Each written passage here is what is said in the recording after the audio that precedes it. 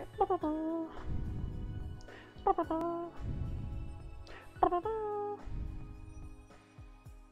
me unfurl this cable bullshit.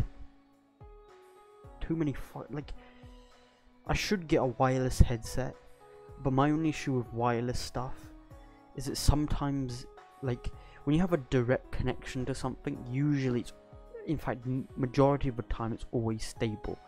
With a wireless headset, sometimes you just get fucking interference and things don't, you know, go as planned.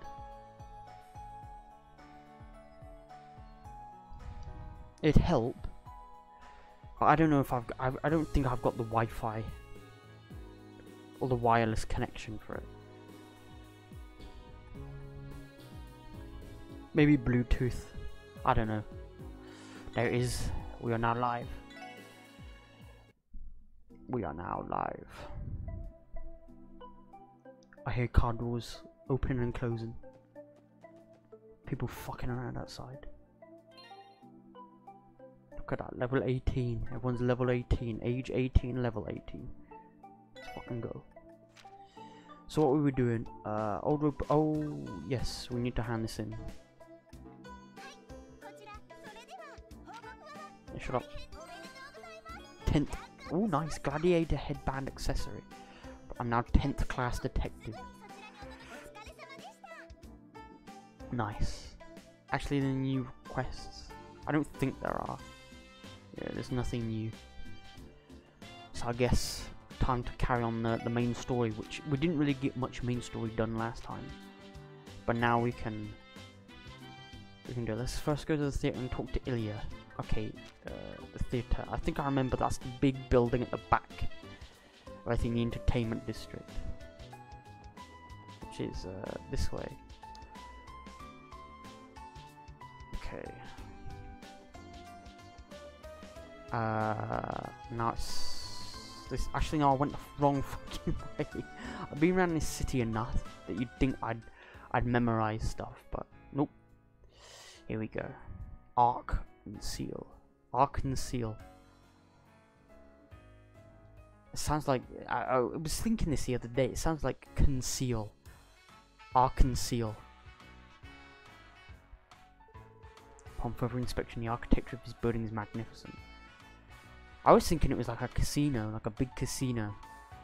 Like, it's weird how the casino is smaller than this big theatre. Like, usually casinos are big, bustling sort of things, but it's just like a little smaller building. It's fairly new compared to some of the oldest buildings like City Hall. Okay. Back when I was a kid, Guy and Cecil would bring me here every so often. Man, Guy. I want to know more about what happened with Guy. Like, he was sent off, right, to look after this little girl. And then he never came back. So maybe it's someone connected to Ouroboros, maybe. Head inside. Let's go.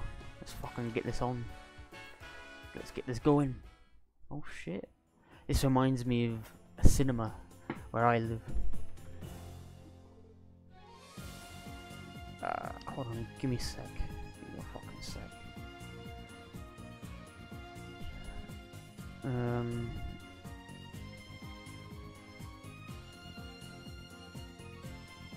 Okay. Sorted. Suited and booted. Wow, the lobby certainly is grand. He's sitting in the middle of practice. Oh shit. I'm terribly sorry, only authorized personnel may enter the theatre at this time. With the CPD. Request for the consultation from me. Welcome. Wouldn't they... I suppose we're not wearing clothing that would be... because I guess I would have thought maybe it was we had a badge, but I've just remembered that the badge, or like the identification, is in the book. Rixie has already given me the full story. I believe you're here to speak with troop leader and Ilya, correct? Please go straight ahead through the main doors. Avon and Rixia are likely in the process of watching Ilya practice right about now. Okay. She almost... Maybe she... Because it seemed like she seemed really kind of like... She didn't give a shit about this threat letter that she'd received. Like she's like, it just happens. I guess we can't explore then. We'll probably get the chance after this to explore. Oh damn. First thing that came into mind, I don't know why it came into my mind, because there's so many other things, like, there wasn't an auditorium when I was in college that was like this, but for some reason when I came in here, I was just instantly reminded of Blade Runner 2049. Oh shit, look at her.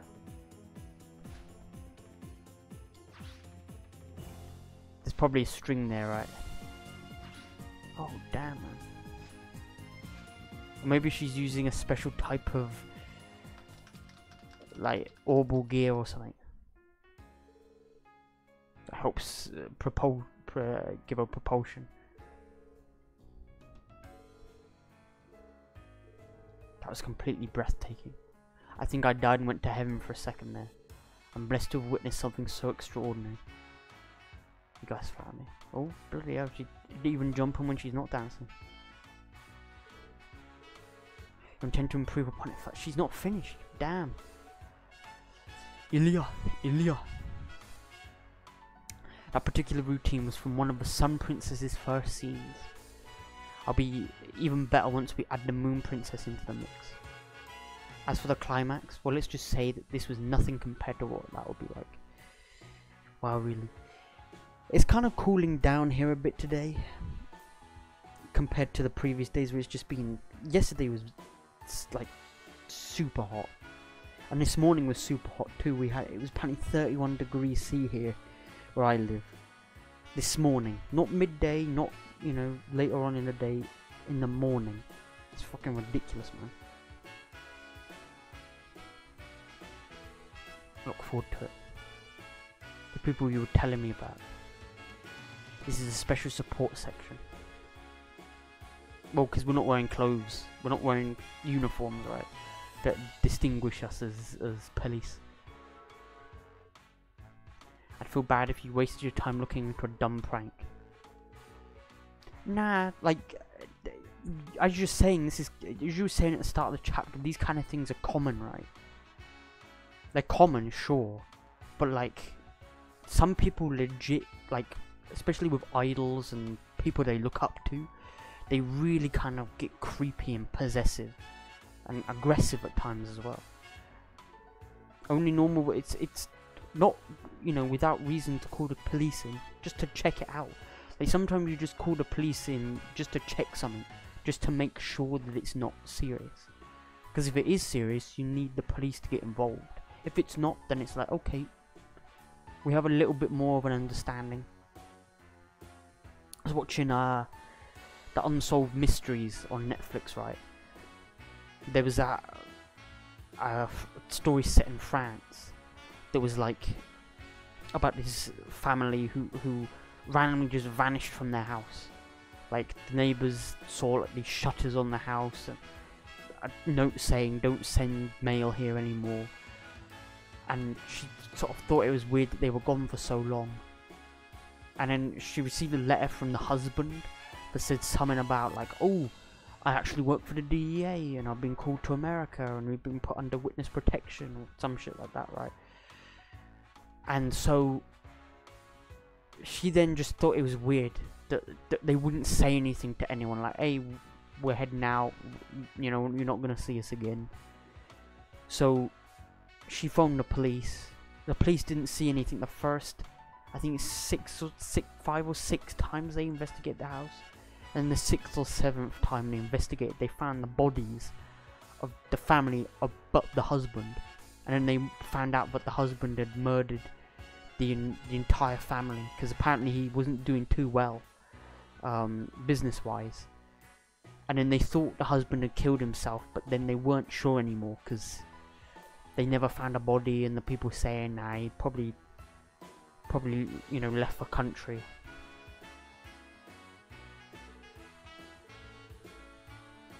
This girl gets a bit too familiar with Rixia. She touches her boobs a bit too much. Reminds me of a creepy old... yeah, she does. She reminds me of Olivia. She reminds me of Olivia mixed with Randy. For some reason. Even Randy's a bit like, whoa, she's a bit too much.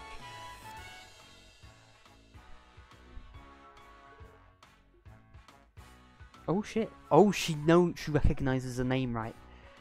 Because she knows Cecil, she's a friend of Cecil. That's you. She's getting too close. Too familiar, man. This is why, what's his name?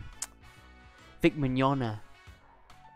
People thought that he was a sexual predator, and it's still not necessarily being confirmed. He still may be. I don't think he is, but he's a bit too touchy-feely with strangers. Which is why I think people used him as a scapegoat to get more fame, to make people go, oh, they got touched by the horrible Vic Mignogna, oh, feel sorry for them, help their careers out. Oh my god. All the other girls... Lloyd is like Joshua, a ladies' man, and he doesn't even know it. I met the infamous little brother. I'm pretty sure she mentioned you had joined the police department. You're exactly how I imagine you'd be. Yep, Cecil's my best friend. I've known him for about 10 years now. Oh damn, Sunday school. I forget that the church is a big deal. Oh bloody hell, that portrait. That portrait is... If I had 3D glasses, my eyes would be taken out. I'm Ilya Platier, the figurehead of Arc-en-Ciel, so to speak. Arc-en-Ciel. We're talking about concealing. None of these dancers conceal anything. Happy to finally meet you, Lloyd, and that goes for the rest of you too.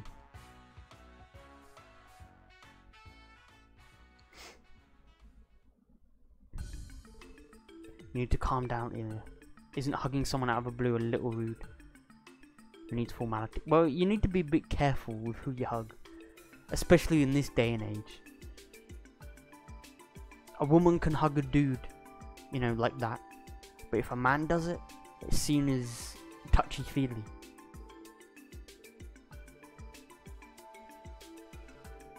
The hierarchy has just made itself painfully clear. The little brother character reigns supreme.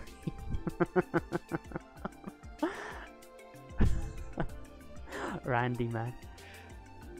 Jealous. He's jealous of my boy Lloyd. Can't really say no to my favourite little guy, can I? Okay, let's take a look at this letter. You're immortal. Welcome. We're looking into a threat letter that this dancer received. So we're sort of getting to know her. She's a friend of Lloyd's sort of elderly sister figure, Cecil. She's a friend of hers. So cease production of your new show, or the beloved blazing dance will have a tragic accident. Cease production of your shit, man. Blazing Dancer, that's her, right? The Sun Princess. Signed by Yin. Maybe this is Zin's long lost evil brother. Yin. Yin and Zin. Still on chapter 2. Yeah, I only started chapter 2 last stream. And I'm doing like a shit ton of side quests. Side quests took up the majority.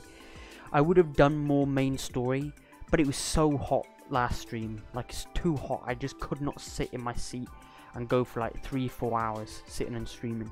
So I got all the side quests out of the way, and then I thought today, because it's a bit cooler, I might be able to pump out a longer stream so I can just get more stuff done. I don't know how many chapters there are though. I haven't looked into it. These sorts of things. In this particular case, however, there is something that bothers me. Yin. Who's been left anonymous. So this guy named himself. Maybe this... I'm thinking maybe Ouroboros as a Tynus, or maybe the Ravash.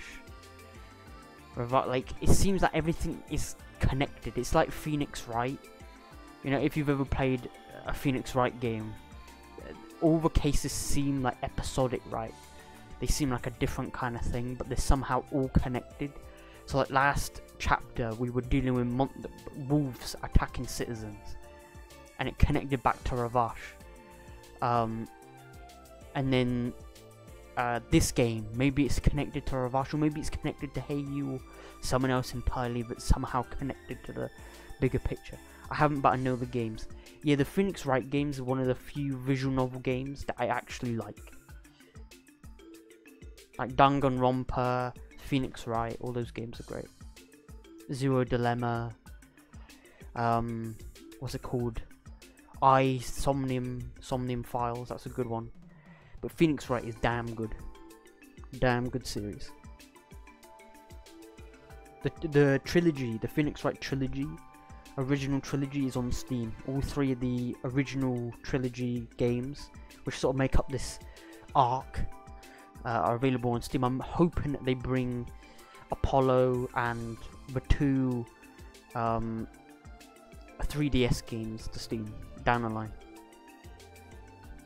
because they're damn good. Like investigation, courtroom stuff, like great drama. I might even stream them. I might actually stream them maybe one day. Or cause someone to hold a grudge against you. There's someone that holds a grudge maybe?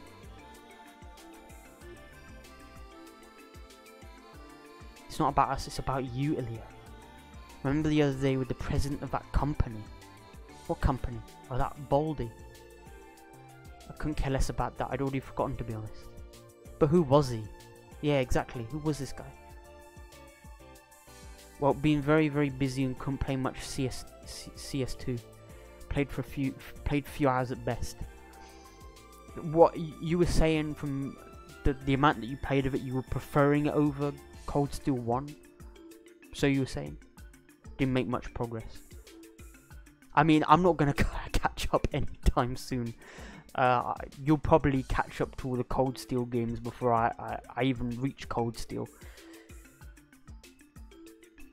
But how are you enjoying it? Are you enjoying it? Is it still going good, or are you getting to a point where maybe it's, you know, turning down a bit, or seems to be better than CS1?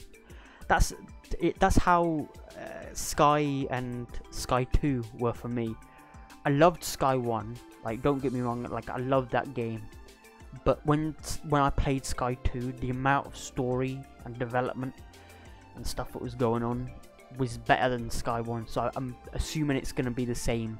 Maybe it might even be the same for you there. Maybe it will be like how the Sky trilogy worked out. You loved Sky 1, you liked Sky 2 even better, and then you really liked Sky 3. So maybe that's how Cold Steel is going to work. Hopefully I can catch up to these games before Cold Steel 4 releases on PC next year. I'm hoping, but I'm not entirely sure. I'm not holding my breath for that.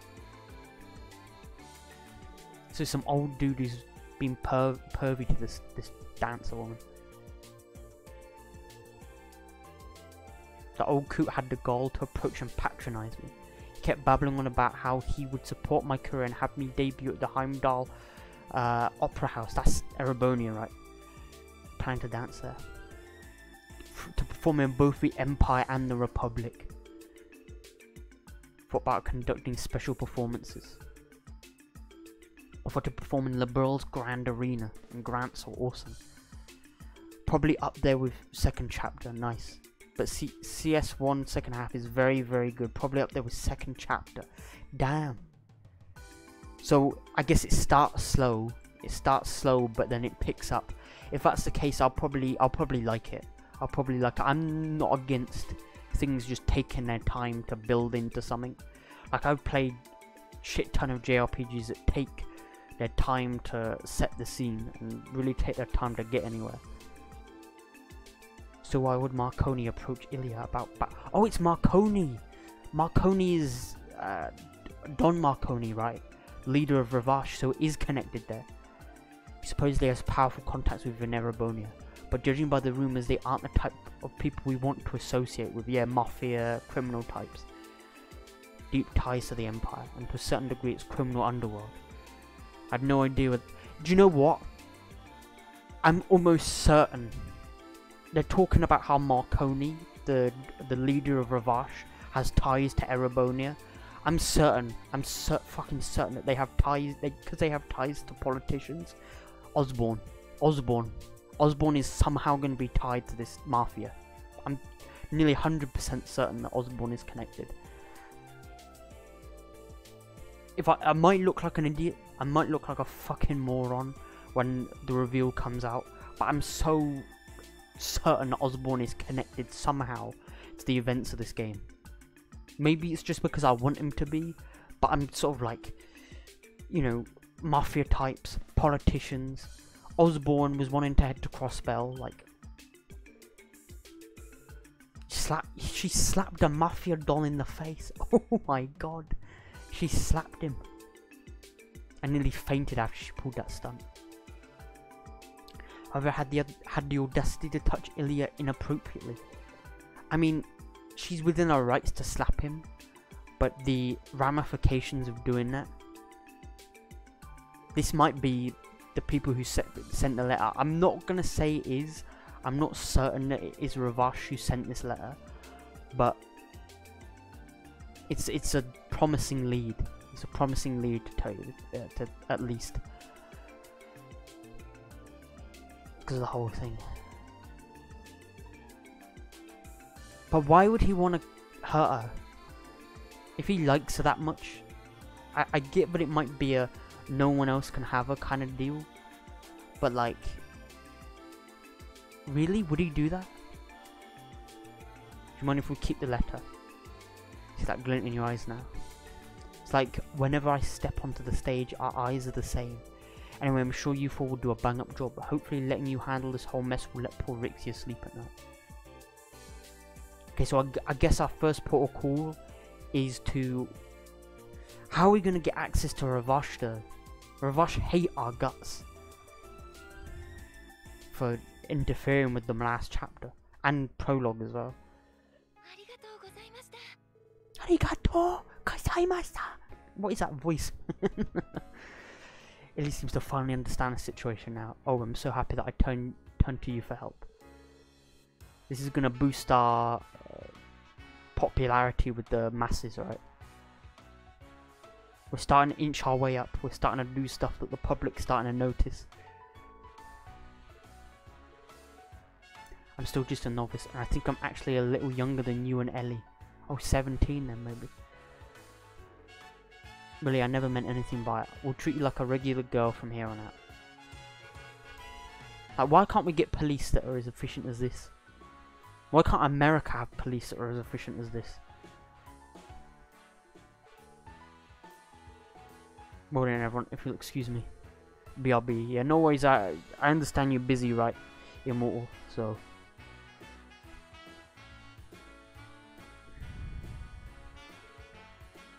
Hopefully Sinbad will be able to stop by if he's around at this time. But they'll practice another 100 times before the actual show.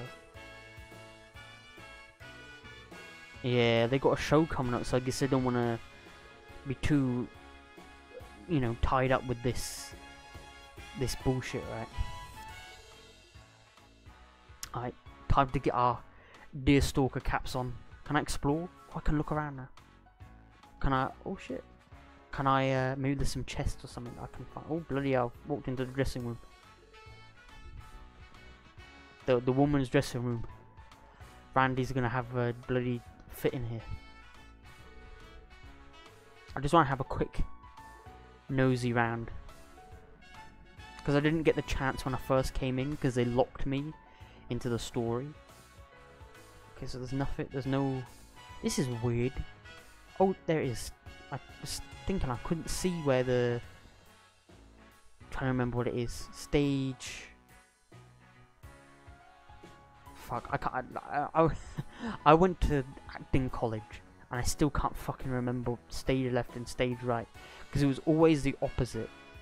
So I'm thinking that was stage right. Because I think it's from where the audience is. Or is it from where the performers see it? I can't fucking remember. See, my college education has ended up, you know, I barely fucking remember most of my college stuff. It's so long ago now.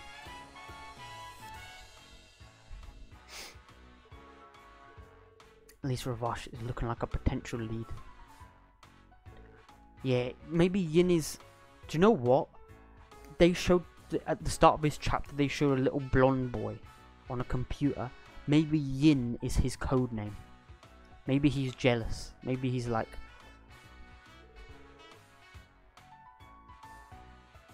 Maybe something's going on. Maybe he looks her up on the internet and maybe she was out with a boy and he got jealous or something. I don't know. We really gonna do that? Yeah, exactly. We might get into a fight. I got a feeling we're gonna get into a fight with Ravash. Maybe that second in command dude at Ravash is gonna, you know, fight against us.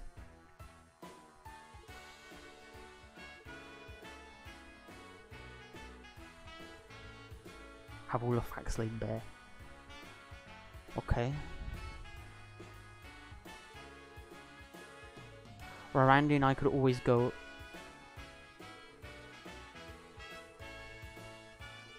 He doesn't mean it like that. Stop getting all your knickers in a twist. Like these are people who ogle women. Like they touching them up.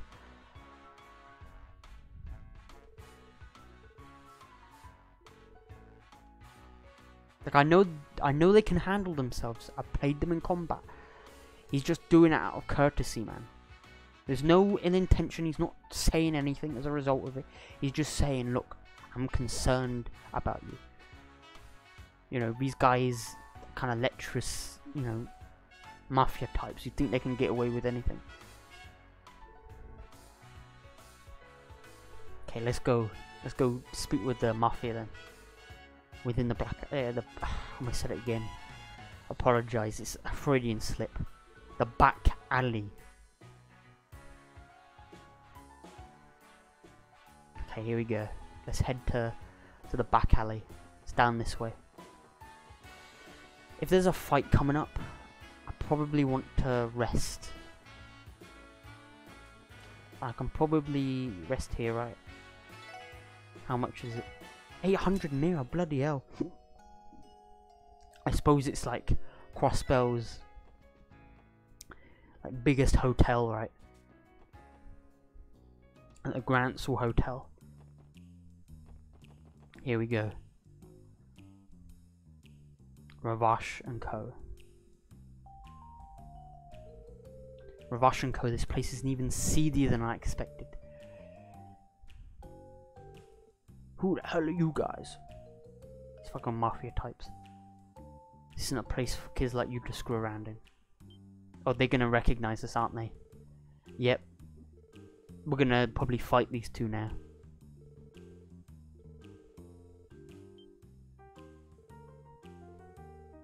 Yeah, we spoiled your plans in downtown. We spoiled them in Mainz.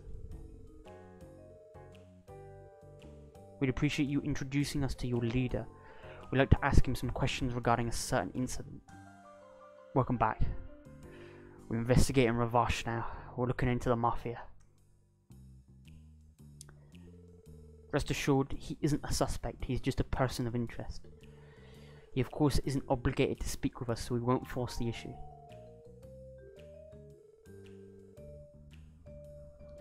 Thanks, Arnold. Arnold? Arnold? Oh, fuck these names, man. Your screw-up has made them become way more arrogant. Sounds like we should teach them some manners, eh? We're gonna fight. I thought we were gonna have a scuffle with the mafia. Yeah, this guy. Look at the size of this dude. He's got to be from Calvard. This dude has got to be from Calvard. There's no way this guy isn't from Calvard. The fucking size of him. Look at him. Giant man in suit. Fucking... Yeah, he's massive. He's Calvardian, definitely. Wold was fairly huge, but he pales in comparison. Yeah, Wold is just a normal like, Crossbell citizen. This guy is definitely Calvardian. I've heard the stories already, but you're younger than I thought you'd be.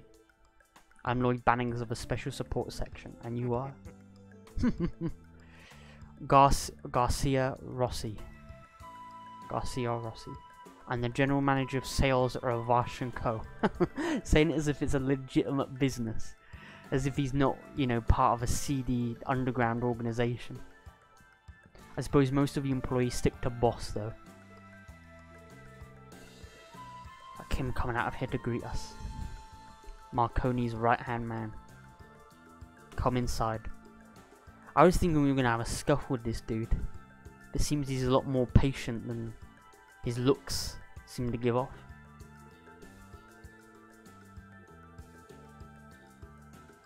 Shorten your lifespan. Alright, we fucked your boys over. We fucked your boys and their wolves last chapter. Look at him sat there. Bloody... like a fucking, you know... like he's the actual leader of the gang. You think the Don sent Ilya Platier a threat letter? I don't think he did. However, we heard a quarrel that took place. We heard of a quarrel that took place recently, and given we're out of leads, we figure we might as well come ask. You're talking about the Don getting smacked across the face. Just a trivial matter at a party he was attending. The Don drank a bit too much alcohol, so he's almost no recollection of it. I doubt he's holding a grudge. Okay. This is just another rumour we heard. But what about the proposal to have Ilya perform at the Heimdallr Opera House? I don't think Don Marconi is responsible for the threat letter. I'm thinking this Yin is that little blonde boy. Like, he has all these computers. He's probably like, it's like Twitch streamers, like Twitch streamer girls, female streamers, right? You have these people who have like 10 monitors, and on each of their 10 monitors they have a different girl. This boy probably has this Ilya up on one of his monitors, and like maybe she went out with a boy to this party, this thing that they're talking about, this dinner thing. Maybe she took a boy with her, and he saw it because he's got these 15 monitors or whatever, and he sees all of Crossbell. Maybe he got jealous and said, "Hey, look, stop, or else I'm gonna do something to her." I can't ignore the fact that the Don wanted to invite her as a special guest. Yep, that's our side of the story. Well, there you have it. We've got nothing to do with it.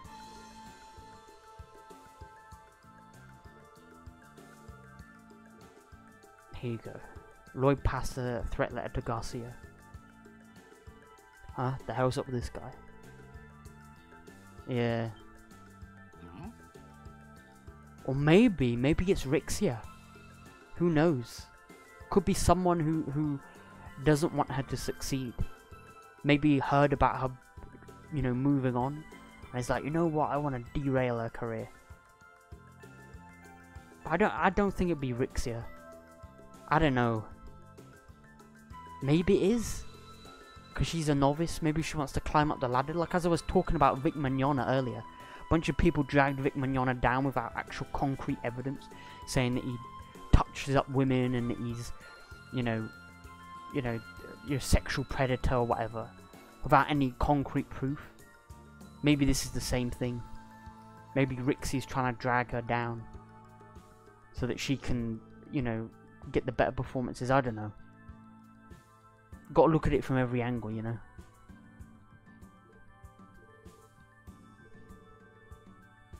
Could be the boy. Nothing in that phony letter rang any bells. It's either the boy or Rixia. But Rixia is like, to me right now, it's just basically like conjecture at this point. I'm just saying, like, because she's a novice, because she's not the star of the show, sometimes that happens, right? I'm more certain that it's this blonde boy that we saw at the start of chapter 2. There's low probability we'll reveal any information. We could hear the story directly from the Don. Nope, the Don's busy. The Don's not home at the moment. That laugh. I fucking love that. That's so Yakuza. If you've ever played Yakuza 0, reminds me of Kuze. Kuze fucking, I think it's Kuze. No, it's a Wano. Kuze or a Wano. I think it's a Wano. He fucking kicks the table. Fucking huge, big, muscular dude. A group of naive and helpless puppies that he can crush in the palm of his hand. I'll be honest, I think you could crush this in the palm of your hand, quite literally. No matter what you do, you can't change Crossbell's true nature. Ravashi's iron grip is here to stay. If you're not connected to Osborne, which I think you are, but if you're not, wait until Osborne comes into town. Your iron grip will be like jelly. Like jelly. Osborne is a fucking monster. A fucking typhoon. It just needs to utter a sentence, and everyone in the room fucking quakes in their boots, shits their pants. Bunch of little shits like you. I've got to say though, Garcia looks like a beast, man. Fucking looks like a beast. His chin, the heft of the man. I will end you. Thanks for the warning, Garcia. Let's go, everyone. I think we've gotten all we could here. Okay. So I guess we've talked with Ravash. I suppose the only other lead we have is this Yin on the letter. Like Osborne, he's a giant. Yeah, Garcia though, I think he's from Calvard. I think that's why he's huge. Is that I think he's from Calvard. Like he looks like, he reminds me of Zin. The sort of size of his body reminds me of Zin. Just this huge hulking dude. Because he's bigger than Wald. Wald was a big guy, but he's like twice the size of him, so like he's got to be from Calvard. Old men on the other hand catch my drift. You and Ice also get lost. Something about Randy that he's interested in. Maybe it's because Randy looks like a big guy. Maybe that's why. Randy Orlando.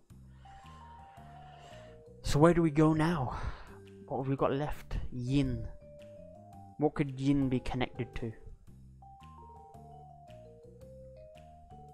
That reminds me, Randy. He stopped you for some reason. What was up with that? Beats me. Anyway, that monster definitely ain't bluffing. I doubt we'd even be able to put a scratch on him the way we are now. And yeah, I was thinking this dude is huge. Like, it'll be like Walter, when Walter punched, like just did one punch and knocked over like the entire party. Probably end up being like that. I got that impression too. He knows we're aware of their connections within the diet, but didn't seem phased at all. I suppose it's because there's nothing you can do. There's probably people in the CPD as well that are, you know, under their, you know, in their pocket, you know.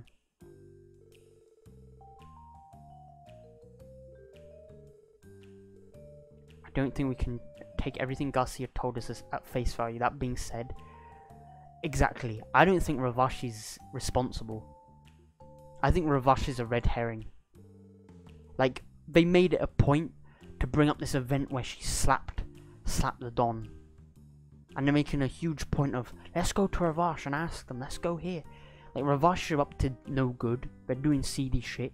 But I don't think they're connected to this case, like, in the way that we think they are. If they are connected at all. He noticed something. Maybe he recognizes the name. The letter's handwriting, the sender's name. Probably the sender's name, right?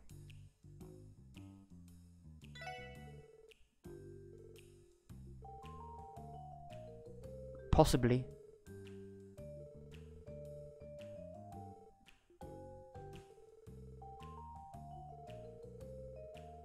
It's still a name they're familiar with, yeah. Like, it had to be, like, how are you gonna be, like, tons of people have similar handwriting. You wouldn't be able to deduce from a letter's handwriting who the person who wrote the letter is. But the name is something that's definitive, like a name, Yin. Like he recognizes it, right? Mr. Grimwood comes to mind. Maybe Yin is a vigilante, maybe. Maybe that's why he recognizes him, because maybe this Yin dude is, you know, halted some of their operations in the past. Or it might be a good idea to discuss it with Grace too, although should we plan for the whole damn meal? Yeah. We should try questioning any other people that come to mind as well.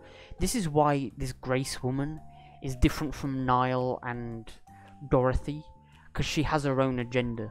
Like, she has a set agenda where she will happily report in the news, like, the truth, even like the disadvantage of, you know, good people.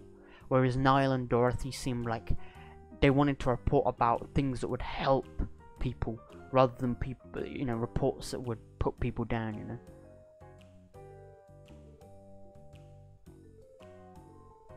It's nothing. Shall we begin gathering information? We're free to visit wherever we'd like, but we'll have to visit the law office at some point.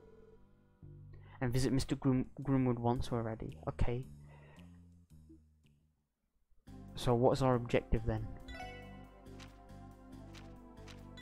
Garcia, would the lawyer Mr. Grimwood know anything? He knows a lot about Ravache. Let me see if there's any requests real quick. I don't think there are, because I've got the list open and I don't think it says anything. But I want to just doubly make sure. You know. Okay, we've done everything. So let's head to the law offices then.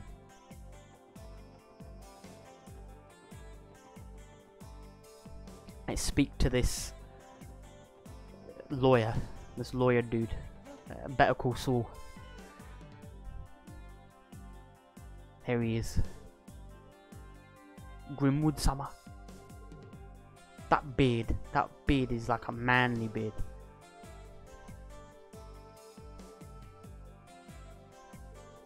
It's been a while, hasn't it? He reminds me of, actually talking about Phoenix Wright earlier, he reminds me of this lawyer who is in Phoenix Wright. I think his name is Goldberg or something. This big fat dude. At the special support section. Nice. Word's getting around. Look as busy as always, sir. Aside, something must have happened, right? The looks on your faces make that clear as day. Impressive. Yeah, we're here to ask about Yin. Is it a vigilante? Is it like a code name for something or someone? Or an organization, maybe? Luckily for you, I'm taking a break from work right now, so you can ask me anything. Thank you, Mr. Grimwood. I think we'll take you up on your kind offer. Okay. That music. A threat letter sent to Arkansas. And you're curious as to whether the author Yin is tied to Ravache. Does he know Yin? Is it a name that's passed around? But that doesn't mean I've never heard the name Yin before. Yes, nice. So he's going to tell us, I think. What do you know about him? I have no evidence that points towards this being the same person. With that in mind, do you still want to hear what I have to say? Yeah, go on, tell us. Well then, it all happened when I went on a business trip to Calvard. While walking about, I heard a bizarre urban legend from a local. It involves a legendary Shong Shao, referred to as Yin. Because they don't say Zion. They say Shong Shou, I think, referred to as Yin. It's an Eastern name. This is what I was thinking. 45, a lot of dialogue, 45 minutes already. Yeah, this seems like a lot more like slower paced kind of story, like building the stakes, taking the time. To be fair, the start of chapter 2, I had done like a shit ton of like side quests, like monster hunting. I did a monster hunting quest. I did a boss fight against Noel Seeker, like an optional boss fight. So I guess that now that I'm sort of stuck in story now, it's like taking its time. So I don't know when there'll be a fight next. Maybe when I pick up side quests, they might have some fights. Pretty sure that's what they call them in most of the eastern regions. So they're saying that this Yin dude is connected to Calvard, right? Which is what I was saying, maybe this is Zin's evil twin.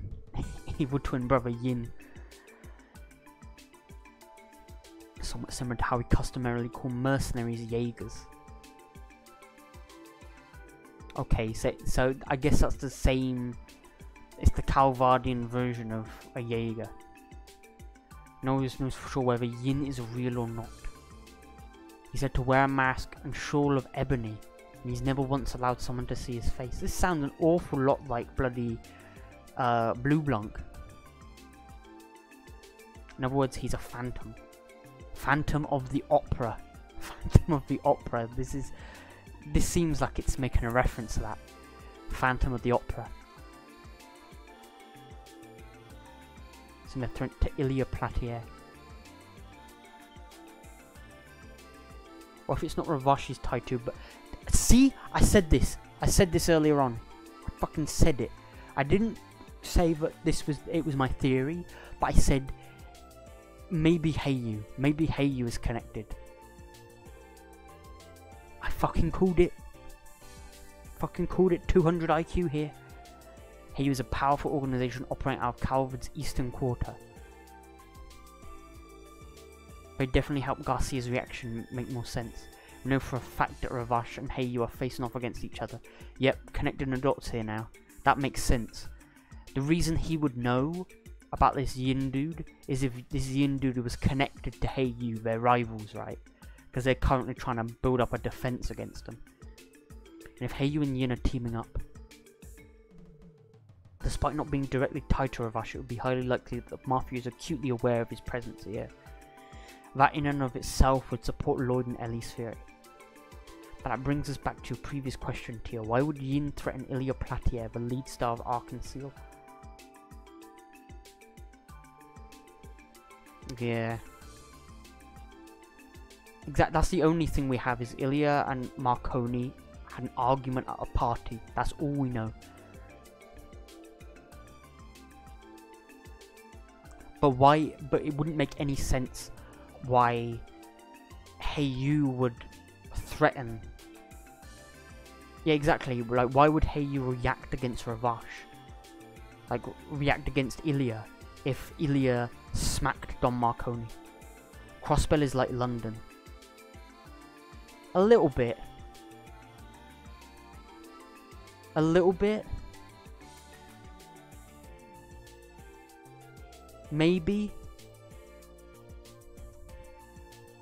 I don't know whether, like, the thing is that, well, maybe you're right actually, especially with Brexit, like becoming an independent state. You might be right actually. Yeah, you might. Yeah, it's a bit similar to London, a bit. But maybe London of now, like Britain of now, rather than the Britain of then.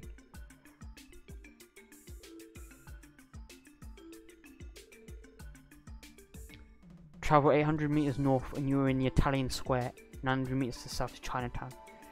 It's not the same as Brexit. No, but there's a similarity, right? This independence from like, you know, a governing faction, right? Crossbell doesn't want to be, you know, consumed by another nation, right? Similar to how Brexit is sort of like this cutting ties with like a, you know, or like a, what's it called? Like an organization, I guess, like a government of sorts. Yeah, independence from like, yeah, independence from a bigger force, right? That's what Brexit is to me. Yeah, but like there's two sides to Brexit. You know, we're cutting away from you know, like potential seedy politics in like Brussels, but also we endanger our own economy. So it's like a double-edged sword. I'm not someone who is like on either side of a political, you know, fence, so to speak. I like to look at both sides and consider the positives and negatives. Whether that makes me a centralist, maybe, but I prefer having the entire picture rather than just one half of the picture is more important. Brexit is a complex thing. It's not an easy matter. I don't like politicians anyway. I don't agree with fucking politicians. I think every politician has their own agenda. They're never always in it for the people. They're always thinking about how it benefits them. You know, they'll give an empty promise just so they can get power. It's very rare you come across a politician that actually means what he says. It's a rival that continues to spread its influence and chip away at their clutch of Crossbell's criminal underworld. Like even here in Crossbell, they've got seedy politicians, seedy fucking politicians. People on the Calvard side, people on the Erebonian side, people slap bang in the middle that just want independence. But there's people who are conspiring with mafias so that they can get the hires up. You know, lots of shit going on. This is why I like this game. There's a lot of political bullshittery going on. Like, I like politics in media, in stories, because it's a really good place for drama to happen. Really good place for drama and story and stakes. And I love it. I fucking love it. Oh Gio, where's the Wololo? I had Wololo as my title once, but I don't like to use the same title too much. My title today is... Actually, I don't know what I put as my title today. I've forgotten. I have no idea what kind of people are up against Lloyd. So we're going to go and investigate Heyu, the other mafia. We haven't actually had any interaction with these guys. He requested an audit of the company to ensure that there were no legal barricades to the business operating in Crossbell. I saw no harm in the request, so I accepted the job. It was then that I met him. Oh, so he's had Heyu connection, or spoken to Heyu people. The word shrewd certainly comes to mind. He's able to enrapture people with his aloof manners and way of speaking. So Gio, how's your Akira video coming along? How's that coming along? Let's think outside the box. Okay, sounds like he's gonna be a hassle. Just walk in and be like, hey man, I want to answer a few questions. It's going along nice. How much of it do you think you've got done? Like, how much more do you think you've got left to go? Like, if you were to give a percentage, like out of 100%, how much do you think you've got done of your Akira review?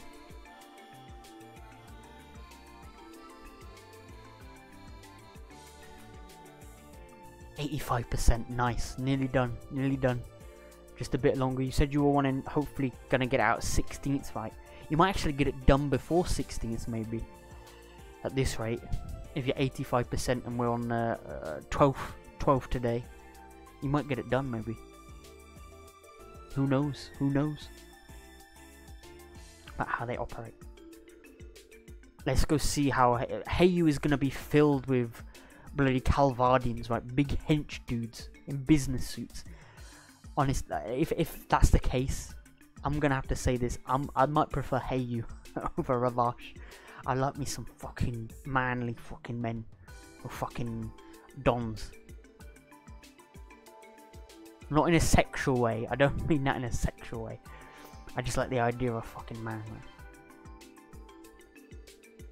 Heyu often works under the guise of a respectable trading company.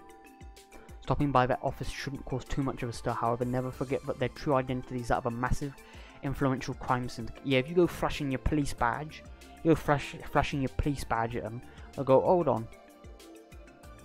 These guys are popo. We ain't gonna say shit. Who the fuck is this his kid?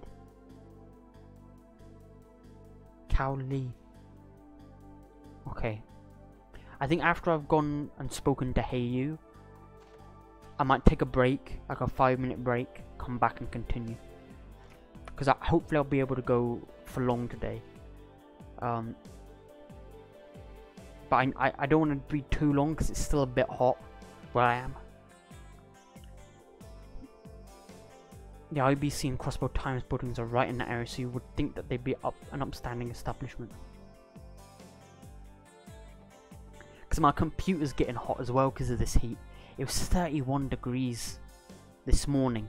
Not midday, not later in the afternoon. This morning it was 31 degrees.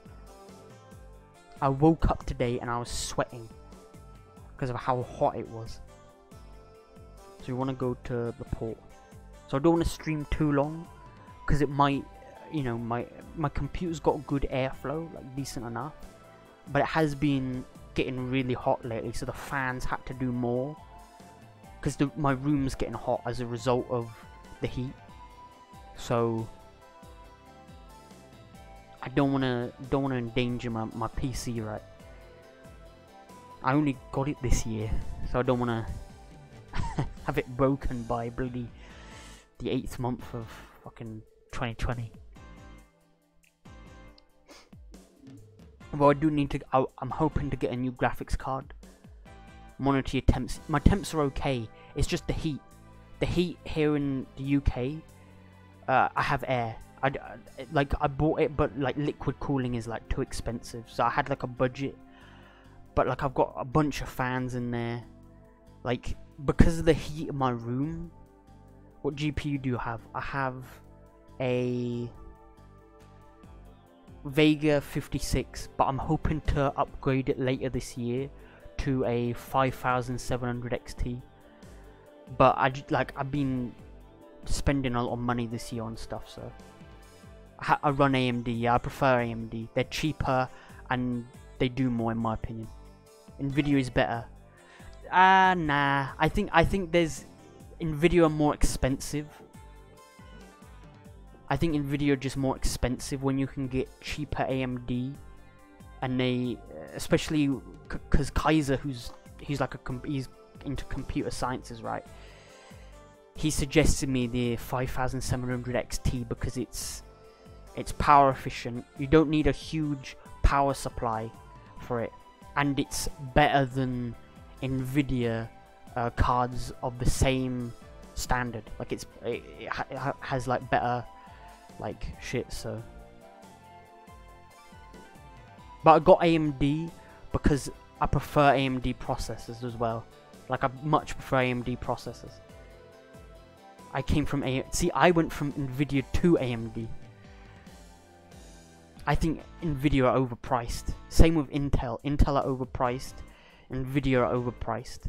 AMD, even though they're cheaper, it's not that they're lower quality or anything, which is good. Look at this dude. Eastern man. Then Intel to AMD. Yeah, Intel are expensive. They're fucking not as good as AMD. Nvidia have pretty good products in. Yeah, they do. I'm not saying they don't. Like, I just think they're super expensive. And as someone who likes to try and keep to somewhat of a budget, I don't like to spend so much on graphics cards. So if I can get a better alternative, because I wanted to get what was it, 1080 Ti or something, but I was recommended 5700 XT because I wanted to build a PC good enough for Cyberpunk. This PC is good enough for Cyberpunk right now anyway, but if I get a better graphics card, it will be better in the long run anyway. But they're the best on the market in terms of performance. I mean, it always differs, right? The market's always changing. It's never exclusive to one company. I feel that AMD comes ahead, right, sometimes, and then Nvidia jumps ahead. So it's like sometimes you get that.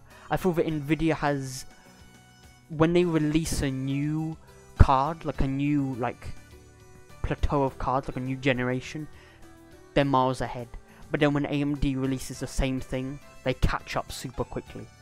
And they're more cost efficient as well, which is my reasoning for sticking with AMD going ahead, just because it's just more cost efficient for me. Sure, I might have to wait a bit longer for something as good as Nvidia maybe, but at least I won't be, you know, paying like excessive amounts. I want to get the 1080 Ti, but it was overpriced of it. But it was overpriced since they had stopped production. Yeah, I'm going for the 5700 XT, which is like 300 and something pounds or something. No, 400 pounds or something, which is pretty good.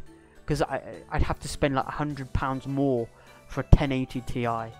So I'm like, fuck it, I'm going, and the 5700 XT is better as well, has better performance. So I suggest to wait. Now I'm gonna get a 5700 XT. Its performance is better than a 1080 Ti anyway.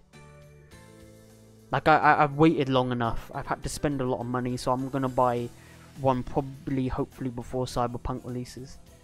A 5700 XT. Because I'm gonna save up for it. They may drop new products, but it's gonna be super expensive anyway. I just want to make a purchase that will allow me to buy Cyberpunk, and the 5700 XT will keep me going for a couple years at least. Like, this card I have might keep me going for a while, but maybe by next year it'll start being a little bit more redundant.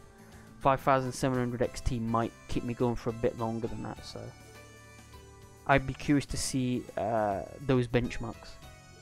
I mean, I trust Kaiser. Kaiser is someone who took computer science. Like, he knows his shit. He knows his shit, and he recommended it to me, and he showed me the benchmarks, and he suggested I get it. Like, I'm not saying that you're wrong or anything, but, like, I've known Kaiser a long time as well, and he suggested these things to me, so. To what you said about politics in fiction, I have no problem with politics displayed in fiction if it serves story. I'm fine with it 100%. My favourite show, Babylon 5, and my favourite anime, Legend of the Galactic Heroes, both show politics.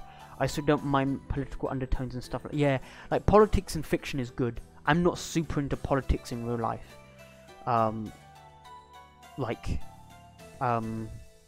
It's when it's in fiction I find it appealing, because it's always great for storytelling, great for you know, world building, drama. Like, that's why I like the prequels. The only reason I like the prequels in Star Wars is because of that political intrigue they have, that world building that they give. Oh, so he's not only into Reddit drama.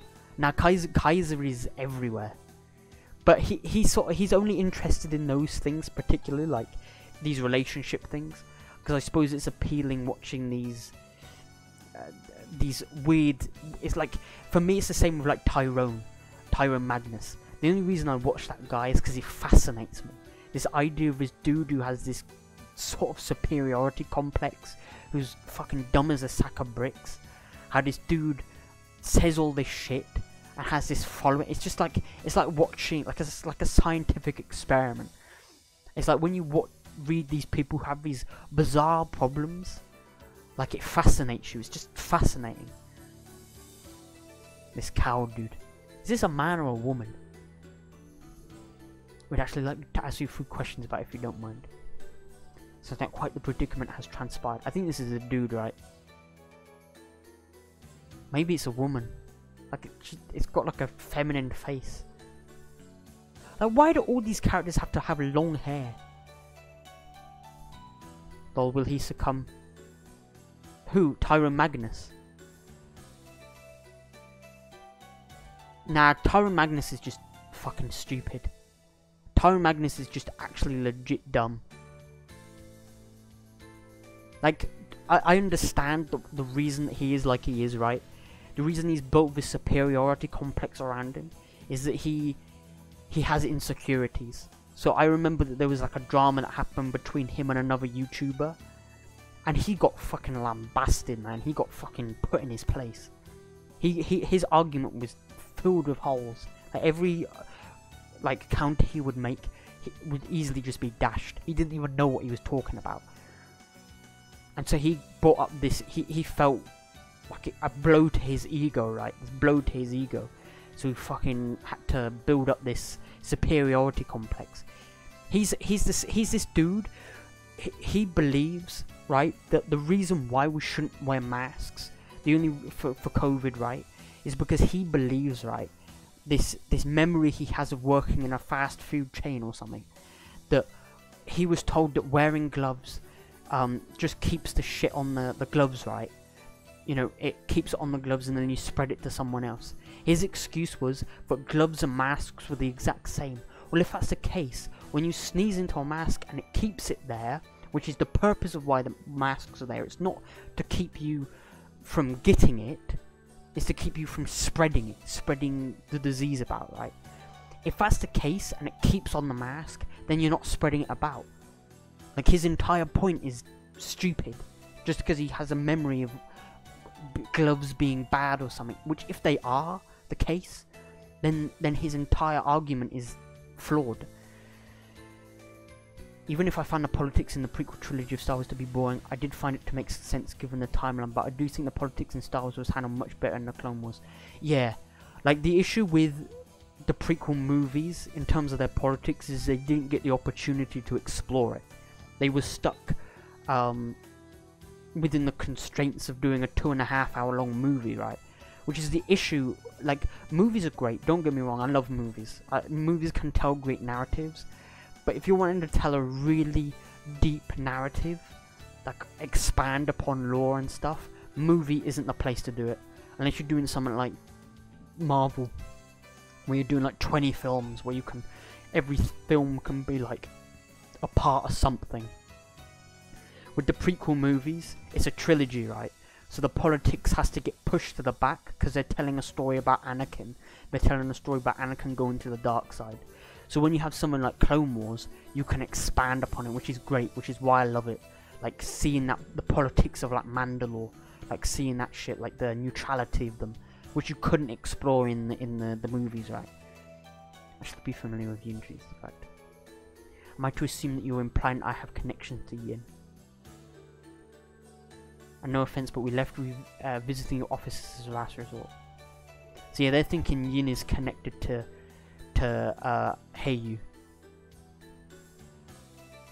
Like, I love film. I love watching movies. But when it comes to story, when I want a really great narrative, TV shows all the way. TV shows all the way. The silver screen is becoming bigger as a result as well. It's why I think Fargo the TV show is better than Fargo the movie. The TV show was fucking awesome. Billy Bob Thornton, Martin Freeman. Season 1 was great. Season 2 was great as well. We had, what's his name? I know his fucking name.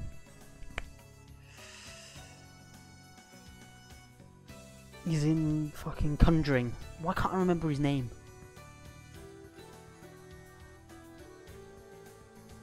He appears like a shadow and vanishes like a phantom. His prey is never once escaped.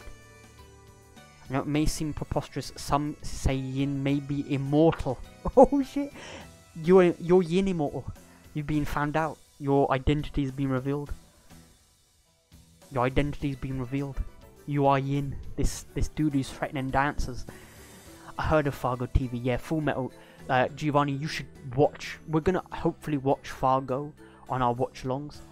But if we don't get to it in time and you want to watch it, I really suggest it. It's a really fucking good TV show.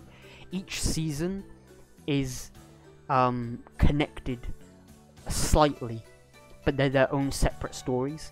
Season 1 for me, Moen even said Season 1 for him was in his top 10 TV shows. Season 1 alone. It's a fucking great show. Fucking great show. How is Yin? Everyone asks who is Yin, but no one asks how is Yin. We just know that Yin's this assassin, right? But people don't know whether he exists. Who is Yin? He's this Calvardian assassin who's... people don't know whether they exist. It was a typo. Yeah, no worries. It's just something, it reminded me of something. In their grave during this chaotic period in history. And now they haven't. The threat letter that Ilya got, this dancer, was signed by Yin. But Yin is this mysterious Calvardian assassin that people have heard of, right? Who's like they wear a mask.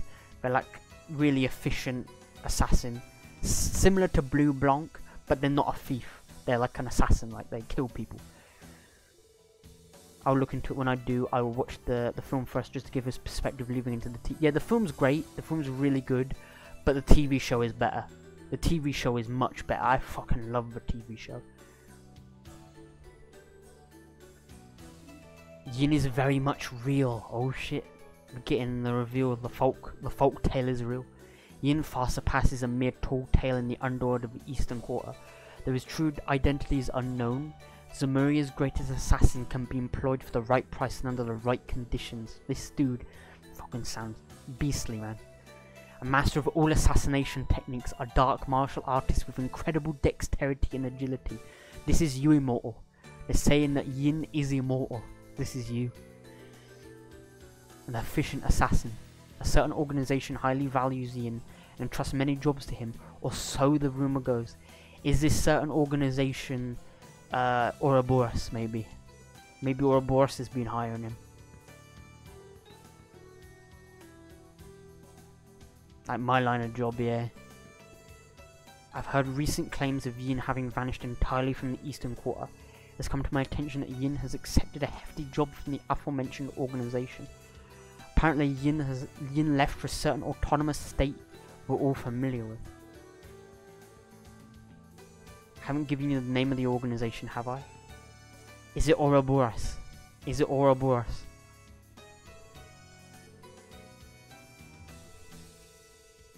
Or maybe it's the gangs, maybe. Refrain from comparing Heyu to that measly local gang, or at least that's what I'd like to say. Quite frankly, I'm more than impressed with how well they've managed to adapt to this peculiar city. Those persistent little pests have caused nothing but trouble for us. I'm merely referring to them as our fellow business competitors. Okay, sure. State law protects competition between businesses and free trade, you know. But it doesn't protect you from criminal crime syndicates, does it? Because you're both above board businesses in quotation marks, it allows you to have that immunity. But A, you're criminal syndicates, so if one guy gets offed, it'll just get thrown under the rug as a criminal, like a gang war or something. Because you've got the two gangs in downtown who were fighting each other.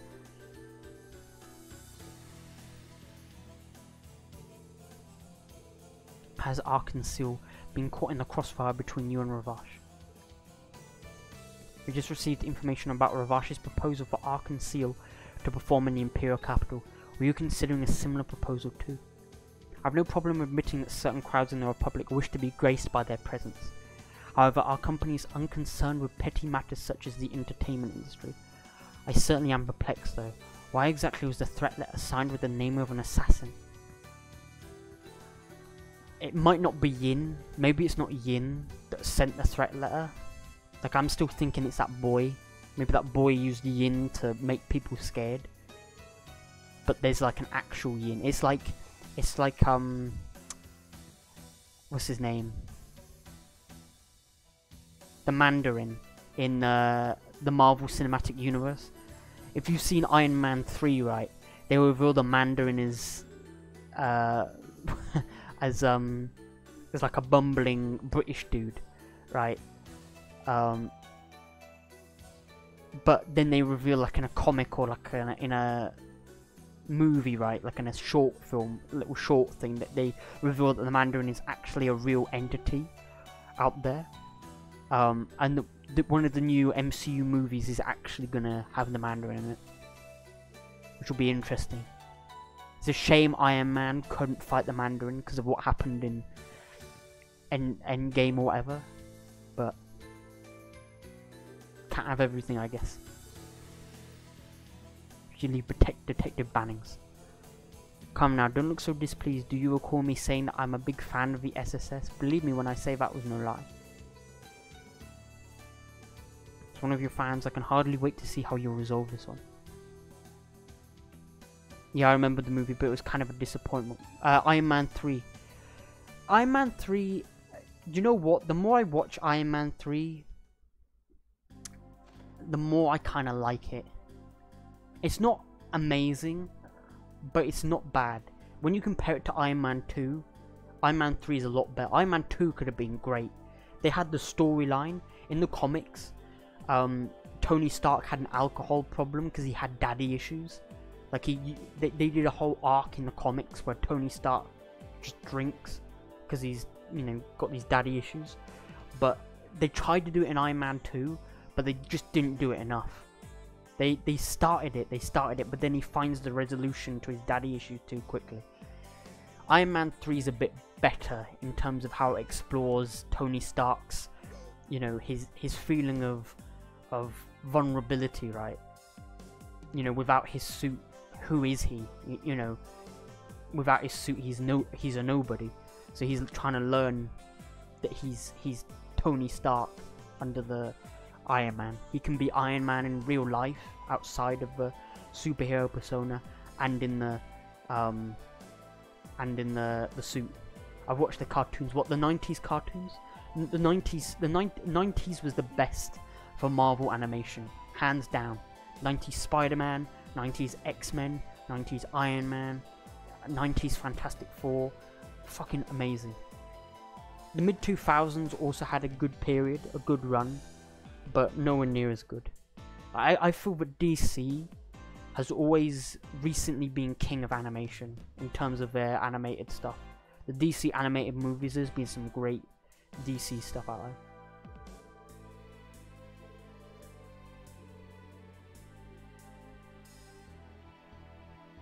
Not this bullshit of today. Yeah, there's some good DC animated stuff that's been released in recent years. Like, I really want to watch, we might watch on Discord actually, on one of our movie nights. We might watch Superman Red Sun, which is basically like an alternate take on if Superman landed in Russia. If Superman landed in Russia instead of America, what would have happened? And it's supposed to be Superman lands in the Cold War era I think, in Russia. What would have happened to America in the Cold War if Superman had landed in Russia instead? I think that's fucking awesome. I think that's such an awesome, like, concept. I don't know if it's out. I think it was either out this year and it's coming out, or it's already out. But that's a DC animated movie. Marvel don't do good animated stuff recently. They do these kiddie shows, they do all these kiddie, like, too kid friendly stuff. They don't make things for adults anymore. Like, the only adult Marvel thing that I can remember animation wise recently was the Marvel anime stuff, where Wolverine butchers a dude. Like, he goes ballistic and fucking kills a guy, like, using his claws. But nowadays we're getting, like, you know, really annoying, obnoxious cartoons of, like, superheroes. But DC are king of animated stuff right now for their stuff. They did a great adaptation of they did a recent really good adaptation of Death of Superman last year. They did one back in like 2005, I think, or something like that, that was called Doomsday, but then they redid it and actually followed the comic a lot better of when Doomsday killed Superman. That came out last year. That was really good. I like the first half of Iron Man 3 more than Iron Man 2, but I happen to like Iron Man 2 more than 3 despite it has narrative flaws. The first Iron Man... Yeah, Iron Man 1 is easily the best. I 100% agree with that. I personally feel Iron Man 3, though, is better than Iron Man 2. Just because it explores Tony Stark's vulnerability a lot better than 2 did. Like, 2 could have been great. Really great. It's just so disappointing. Better have the options if that's the case. They're gonna have to catch Yin. We're gonna have to catch ourselves an assassin. Nah. We can do this.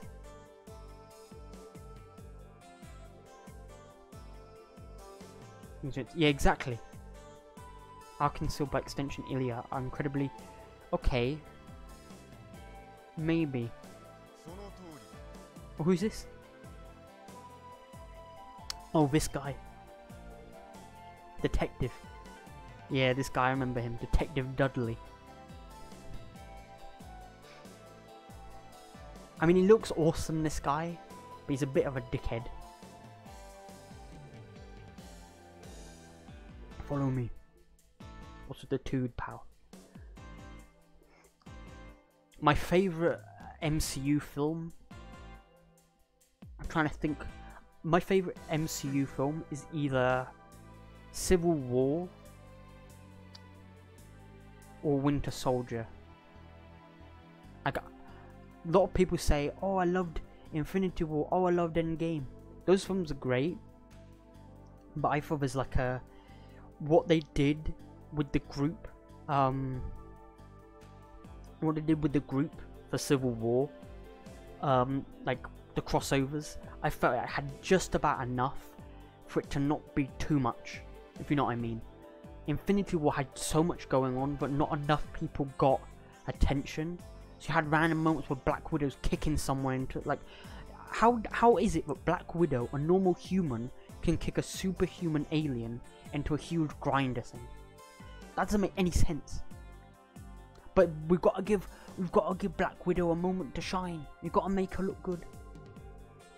The only reason Scarlett Johansson is as popular as she is, and I'm gonna say this, is because she's you know, good looking. She's a really beautiful woman, right? But her acting is just eh. It's decent, but it's eh. And there's so many better actors in MCU.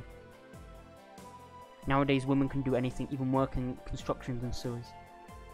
I mean, I'm not against people, like, women working in those kind of things. I just don't like them proclaiming as if, you know, women need to do that, you know? We gotta look like men, we gotta be manly, we gotta do construction work. You don't have to. I'm not against you doing it, but you don't feel like you have to be like a man. You don't have to. I'm of the opinion, hey, as long as you're not interfering with other people and what they're doing, do whatever the heck you want. But the minute you start enforcing beliefs and ways of life on people, that's where you draw the line. That's where you fucking draw the line. The feminist sickness is too much. That's not feminism. I don't think that's feminism. I think that's just freedom to do whatever the fuck you want. As long as you're not encroaching on other people saying, hey look, you have to be like this. You have to be like this. That's what, like, there's a difference between feminism and this neo-feminism that's going on. There's a distinct difference. This neo-feminism is the belief that women need to be better than men. Therefore, women need to start doing manly jobs and all this other bollocks. That's not the case. Women can do those jobs, but it doesn't have to be. You don't have to do it as a result of wanting to be better than man, right? Like that's stupid, and I don't agree with this idea of this pay gap or whatever, this wage gap. That doesn't exist. That's a load of bollocks. Yeah, the feminism that used to exist was good because it was fighting for an equality, right? Like the right for a woman to vote, that's fair enough. The right for a woman to, you know, have equal pay, work in a similar environment as a man if they wanted to, fair enough. This new wave of feminism is this belief that women have to be stronger than the males. They have to be. You know, it doesn't have to be. It doesn't have to be. You know, you can do whatever you want, but it doesn't have to be as a result of wanting to be better than man. They fight against sexism with sexism. Exactly. This idea of taking down the patriarchy. Like, I'm all for women having equal rights. I'm all for that. I'm all for everyone having equal rights. I'm not all for people having more equal rights than other people, which is what this new wave of feminism seems to try and push.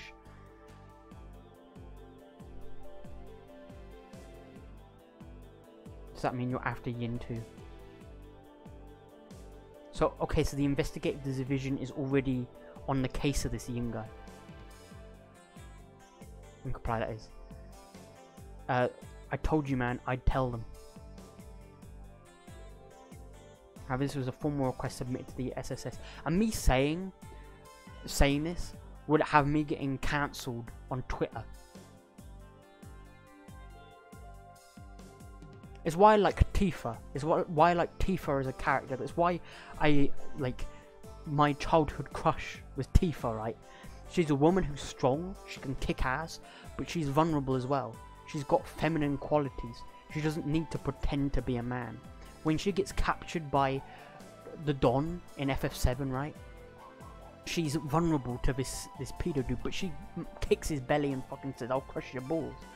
This fat fuck.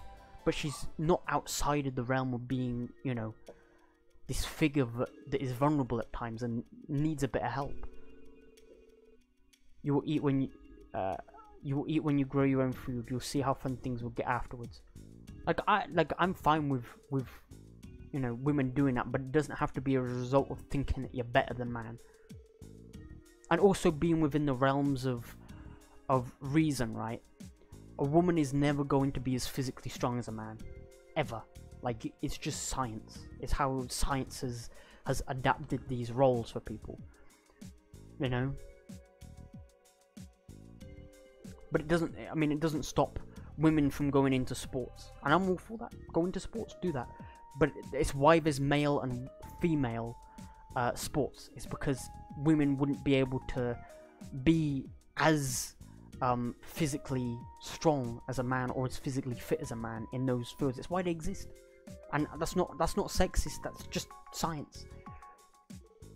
When I look at these American kids thinking everything can be done with a snap of a government, someone needs to teach. Exactly. People don't realize that but we have more power than the government does. We have more power, but people are too lazy or indifferent, or it's like, like, we can't be bothered, so they just stay stagnant, and you know, governments take control of that, right? Able to jump right into the thick of it and create an opening. I do feel that some people jump onto conspiracies too quickly without founded evidence that something's going on, but I do agree that people need to fucking stop sitting on their asses all the time. If they don't like something, sitting and complaining about it in a pub to each other ain't gonna do anything. Your team is leaving Ravash unchecked. So they're checking Hey You, but they're not checking Ravash. Might be a window there for Ravash to do. That's why Ravash got away with shit first 2 chapters then. So why haven't you got involved in? It's not like they committed a murder, they were just petty crimes! A wolf nearly killed a guy. Petty crimes. Petty crimes. What, people killing each other downtown, that's a petty crime to you? This dude's too aloof, man. He needs to knock down a peg. I'll give my free speech rights today for universal healthcare. Next week I'll give my second for more police and cameras. That's how they probably think. Yeah.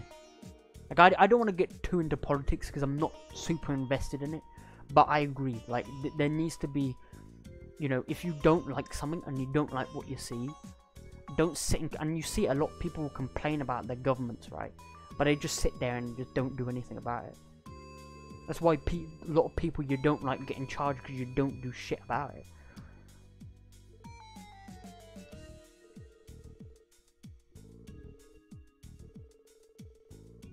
Tied to imperial politicians, but Hey is in the process of deepening their bonds with Republican. Exactly. They come from Calvard. You know, Ravash has ties to Erebonia. Hey You has ties to Calvard. And we're kind of, I suppose, the people in the middle who want the independence, right? Spies from foreign intelligence agencies are free to enter and leave however they like. That's why I like these games as well. Yeah, it's why I like politics and fiction. Politics in real life is just too much sometimes. I'm fucking pissed off of it. But politics and fiction is great. It's what sets these games as well, aside from like FF and Persona and Tales, is because it's an expanded universe that really creates an essence of a world. It's one thing that I do hate about some of the FF games, is that they build this really cool world and then that's it. By the time you finish the game, you don't get any more of it, and they've really created something that you wish they'd explored more of, which I love about these games. Yeah, politics IRL just, it's so much people fighting from either sides. I said last night on Moin's stream, I said politics is basically multiple sides of a coin. If you only look at one side, that's all you ever see. But it's simple to turn the coin and look at the different sides, and that's what people need to do. Like, I hate labeling yourself and categorizing yourself into a particular politics, right? And saying, oh, I'm left, oh, I'm right. Like, the second you do that, you're not capable of being able to allow yourself to understand another side of the fence, right? And once you've got the full picture, that's when you understand how things should be. Because when you only see one half of a picture, you're only getting half of the story. And when you're only getting half of the story, you don't have a right to decide how things should be. Because they want to divide people more and more, yeah. People want labels now. People want to feel as if they're something. Be something by thinking of your own free will, by thinking as an independent human, instead of listening to some dude up on a soapbox who's saying, whispering sweet nothings in your ear, and you're going, oh shit, yeah, that's great. It's why people fall in line with a lot of different politics, right? They go, this guy's saying stuff I like, therefore I am now this, and now I feel like I'm a part of something.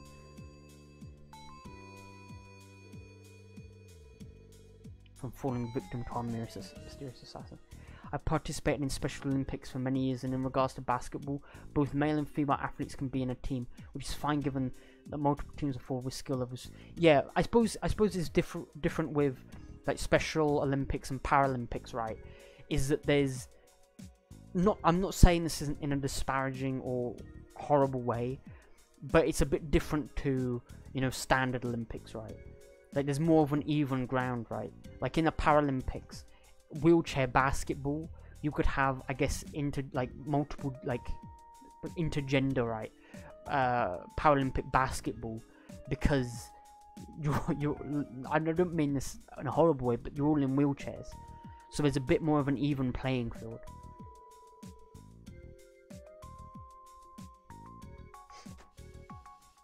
But I don't disagree with that. That's fine. Like, you know, there's a reason for that. But that's why there's, like, in standard sports you have women's, for instance in cricket you have a women's cricket team and a male cricket team. It's just and with the women's cricket team, they had to, I don't know if they still do it, but they had to move the boundaries in closer, because women aren't going to be able to hit a proper cricket ball as hard as a man would, so they wouldn't be able to hit it as far, or like naturally, like just in general. It doesn't mean that there might not be cases where women have done that, but just generally you wouldn't see that happen that often. Maybe in, you know, Paralympic cricket or whatever, you know, that kind of stuff, maybe there might be a bit of a different kind of thing there, but I didn't know you took place in the Special Olympics, Gio. Learn something new about you every day, man.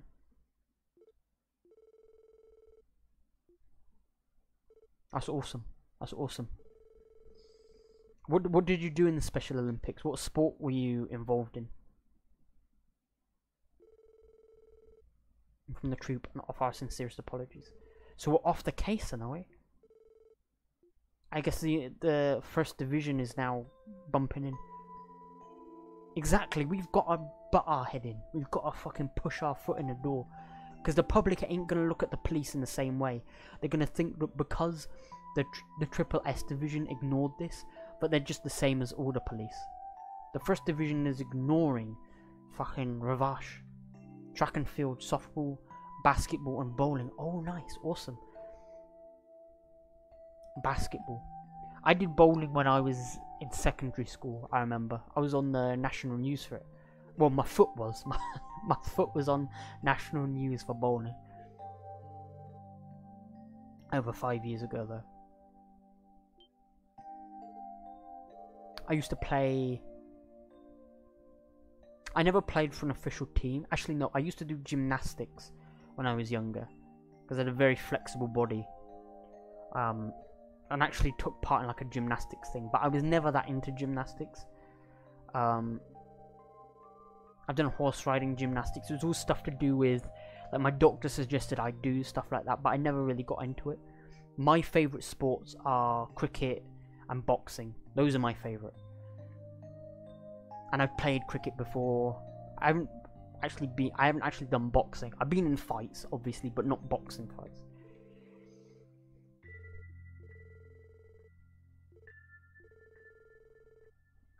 Now we can't be off the case. We've got to stick on it.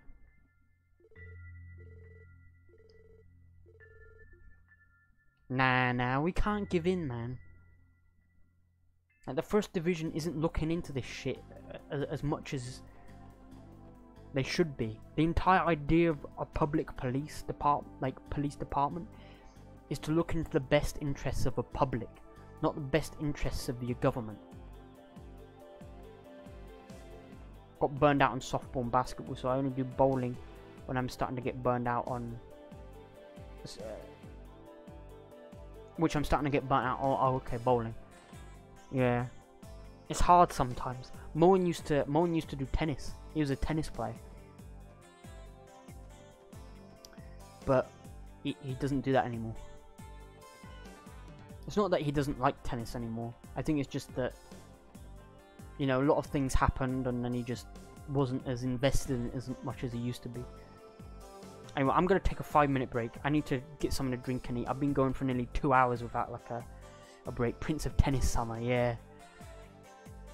I tried to get into Prince of Tennis once. Like, it's okay. It's okay. It's not the greatest sports anime I've seen. But yeah, I'll be back in like 5 minutes. I need to get something to drink, energize. But now I'll be back and we'll carry on this discussion. This good discussion conversation.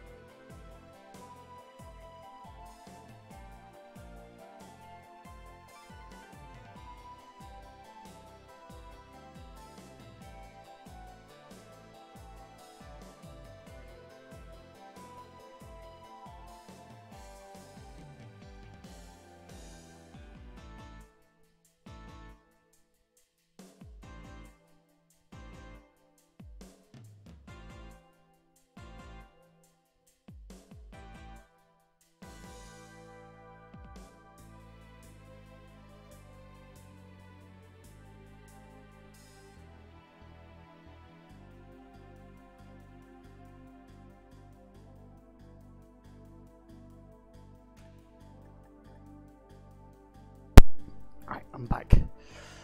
Oh, it's too hot today, man. Too hot. Too hot. Super hot. Okay, where's that going? Oh. We're going to the theatre, I think.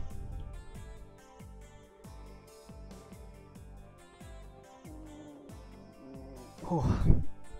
Oh god. Bloody hell. Okay. I can't believe. Oh shit. Black car. This wasn't here before, was it? Someone important coming? Oh, what's going on here? Oh shit, who's this guy? Oh no. Who's this? Good afternoon. Do they know her? Was this the dude who lived at that house? And one of those side quests we did? Hello, Grandfather Ernest. Grandfather? Yeah, rich. I assume that Ellie was like from a rich family, right? She's the Chloe of this game, I guess you could say. The well-off family.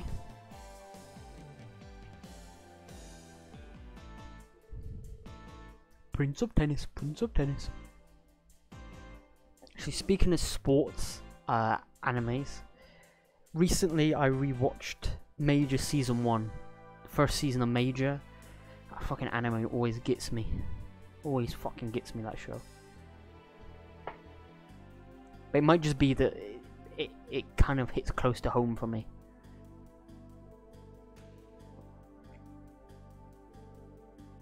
Is your colleagues by chance? CPD's special support section. To your plateau. How do you do? Randy Orlando. Henry McDowell. McDowell sounds like it sounds. I mean, it sounds Scottish, right? It's a Scottish name, Mac. Mac is always Scottish. It's just like something about it just sounds like. I don't know what the word for it is. Ah, fuck it. And he's the one that's always looking after us. And he's a bona fide genius when it comes to taking care of reports and all that jazz. Summer. Important is that you're content with your post. Wouldn't hurt to stop by your home every once. Well, she did, but then she fucked off. She hid. And it's too hot. My hair, like, it's so hot, but my head is sweating. Like, not my forehead. Like, the hair on my head is getting wet because I'm sweating. Like, it was 31 degrees this morning, man. I don't know what it is right now. But it's definitely like around 30. The only thing, because we don't have AC, isn't common here in the UK, like built-in AC. We only have like portable AC units. Like, the only built-in AC that you'll find is in like office buildings. So I only have a fan. And it's okay, but it's like, you know, eventually it'll just get to a point where it's just fanning hot air into me.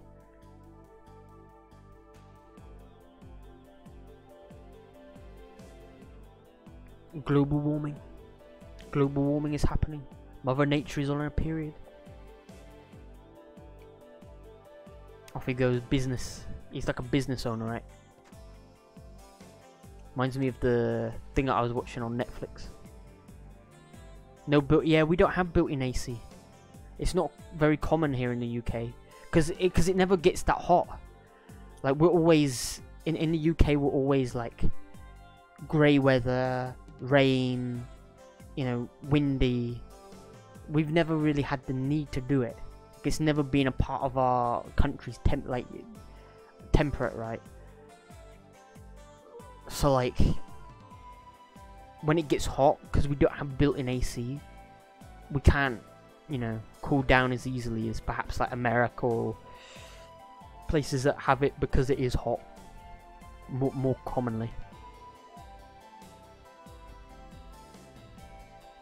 We have like heating and shit. Like, I remember, I think it was the 80s. I think it's in the 80s when there used to be double glazing salesmen. You can get triple glazing now, but like there was a show, a BBC show that talked about, it was like a show that was based around these double glazing merchants that would go around, right? And what they would do is they would worm their way into every facet of that person's life just to get them to buy double glazing. So if they were like, oh, sorry, you're gonna have to leave, I need to put my kid to bed, it's their bedtime, the double glazing merchant will go, actually, you know what, I'll help you put your kid to bed, and then we'll have a chat about double glazing. Fuck Netflix. You'll feel why fuck Netflix? What's happened? Is this Avatar related?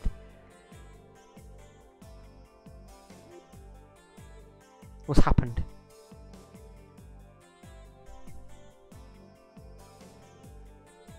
It bothered me, but I couldn't for the life of me figure out what it was. The mayor's name must have totally slipped my... Oh, he's the mayor. Okay. I thought he was like a businessman or something. Like, apologies if I miss any reveals and I go, oh, it's this. Sometimes I'm talking and I miss out something. Netflix didn't want to give Brian Konietzko and Dante Diamante creative freedom. They left the project. Fuck them, not supporting the show. Man, like, what is this? Like, that's so strange of Netflix to do. They've never done that before. They've never done that before. Why are they doing it now? Like Castlevania, fucking mature, you know, they did a bunch of crazy shit with that show. Like, they gave them the creative liberty to, like, that's stupid. What is Netflix? Is Netflix actually trying to kill themselves or something? They are holding, Netflix are holding a potential fucking moneymaker here. What are they doing? I swear, there's so many businesses out there. It boggles my mind the decisions they make. Xbox and Microsoft is one of them. Mixer, like all these companies, man. Like, why are they making such novice mistakes? Are they not in tune with what people are into? What people like? Avatar is one of those shows, right, that is so, you know, embedded in people's childhoods, and it's such critical acclaim behind it. Why would you not go full in with it? Fucking boggles my mind, these people. First Nickelodeon did that shit, and now Netflix is doing it. Fuck these corporate suit wearing fucking cunt holes who don't know what they're doing. Their idea of fun time is playing bloody bingo on a Saturday evening. Playing bingo with the old grannies. Fucking hit middle age and having midlife crisis. Buying sports cars and forgetting about everything else that made them who they were. These pricks. Chapter 2. Where am I going now? Let's return to... Oh yeah, I was supposed to head in here, wasn't I? Do we go here? Okay, nice. Looks like we're in for a treat. Oh, they're rehearsing for their show. Oh shit. Sun and Moon. The Sun and Moon Princesses.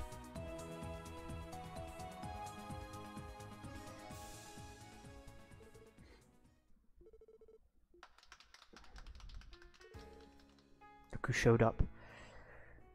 Pokemon dancers, yeah. It's like the Game Boy Advance or Game Boy covers for like the Pokemon games. You'd have the fire and then you'd have the water one. Yeah, that's such a shame, man.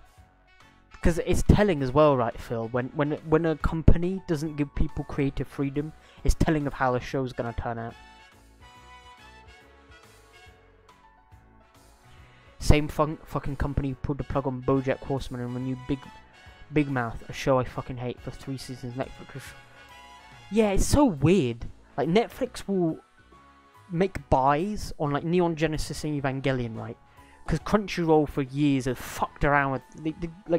They got angry. They got angry that Netflix acquired the rights to Neon Genesis Evangelion, even though the rights had been there for long, and they just never leapt at it.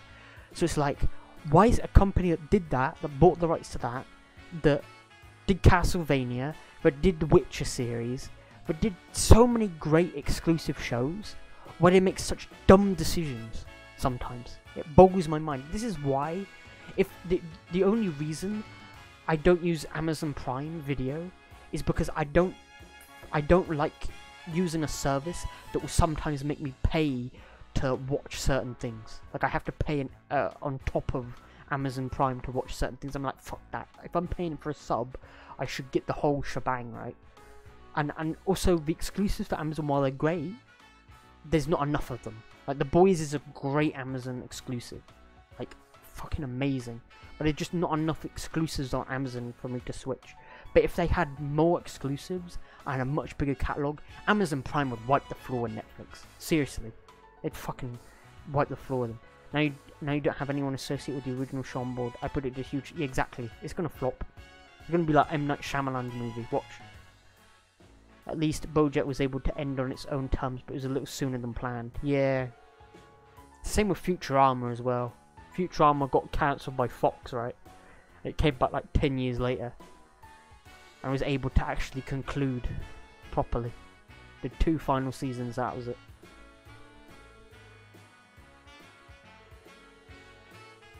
Do it, we might as well.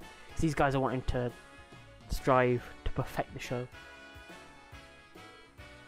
But now we're going to have to tell them the bad news that we're not on the case anymore. The first division has taken priority.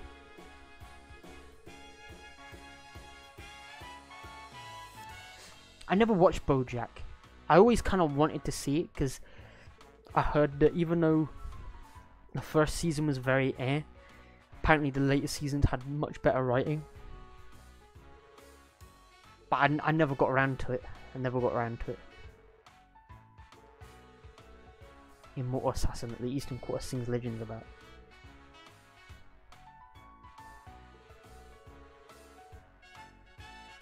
Like, now with all these like big streaming platforms like, you know, Disney Plus coming out, and you know, you've also got a DC streaming service. It's not that big, but it's there, right? You have all these different streaming platforms coming out, Crunchyroll for anime and stuff. Like, Netflix really need to shape up and just let creative people do what they do best, and let them handle the marketing and shit. It has the potential to be good, but whatever version ends up on screen, it will not be what Brian and I had envisioned or intended to make. That's what they said, exactly, yeah. It's going to be someone else's vision. Someone else's vision of what they think Avatar is. And I mean, who knows, okay? I'm not advocating this entire... I'm not saying this thing was good or anything. It's a stupid decision. But if it gets into someone who's passionate and loves the show, like, has watched it and loves it and is a huge fan of it, maybe, just maybe, they'll know what to do with it. Like, it's like Henry Cavill, right? He's a huge fan of the games and books for The Witcher. Like, he's played and read them all. His performance was a bit shaky, but he's one, like, by the end of the first scene, The Witcher, he comes into his own. He, like, I could not imagine anyone else being Geralt now, after his performance in, like, the latter half of The Witcher. It's fucking incredible. So who knows? But you're right, man. It is fucking bad news. This is before Kraken thinks and Nectar starts showing its magic. What are you talking about? BoJack Horseman. Yeah, maybe I'll watch it down the line, but it's not high up on the priority list of things that I have to get through first.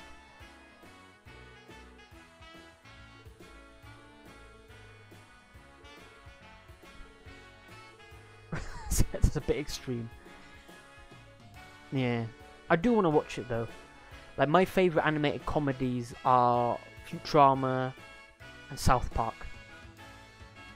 Those are my favourite 2 animated comedies. Like, Futurama basically did what Rick and Morty did, like 10-15 years before Rick and Morty did it. I'm not saying Rick and Morty is bad. I do feel it's overrated. I know you love it, Gio, right? You love Rick and Morty. I do feel it's overrated. It's not bad, it is overrated. But I feel like Futurama basically did the same thing, like a parody of a significant sci-fi show, then becomes its own thing. Like Futurama was a parody of Star Trek, right? And then it sort of became its own thing and sort of did tons of cool little references and its own episodes and shit. A troop who had refused to appear on stage from face of opportunity. Right, 7 Clone Wars episodes today since we start at 11 PM, which is nearly... Yeah, but I just... It's not just that, though. The issue is that I think people... Like, it's sitting and watching the same thing for long periods of time. Like, longer than we would normally a movie. I just think it's just too much. Like, it's not that, like, Clone Wars is bad and that it doesn't deserve watching 7 episodes in a row. It's just too much Clone Wars, if you get what I mean. Some people, like, some people just, it's too much to take, yeah. No hard feelings. I got into it after watching My Little Pony Friendship is Magic Season 7, thinking it would be a nice transition from a kid show about ponies to an adult animated show about a horse. So glad I made the choice then. Yeah, like I've seen Rick and Morty. It's good, but a lot of people hype it up as if it's the greatest written sci-fi comedy ever made. And it's like, hold your horses. There was a show that existed 10, 15 years before this, Zoomers, that existed before this that pretty much did the job back then. I'm not a die-hard fan of My Little Pony Friendship is Magic, although I think it was special for the franchise in its early years. Overstay its welcome. I'm not gonna knock people for like My Little Pony. What is it, bronies, right? You know, you do you. It's just I would never watch it. I would never watch it. I wouldn't, you know, go to conventions.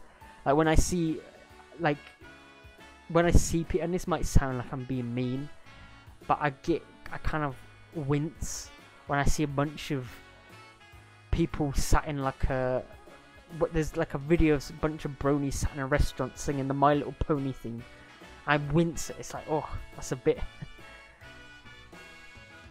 The original My Little Pony cartoon was horse crap. I don't know too much about I don't have much knowledge about My Little Pony. I know it's colourful little horses. My youngest sister, my youngest sister, I suppose I should say, because I technically have like an elder stepsister, I suppose. But she was into My Little Pony for a while.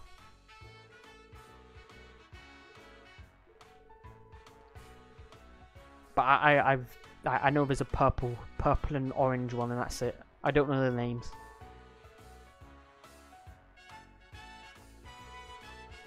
How rude! I'll have you know that I always pay close attention to my audience. Nah, that's not my favourite show.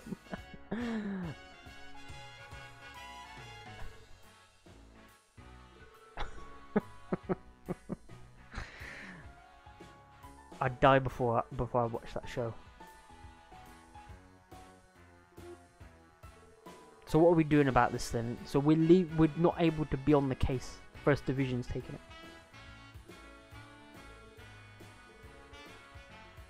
We're off it. First Division is most likely going to take over the case. Good news is that I doubt you have anything to worry about.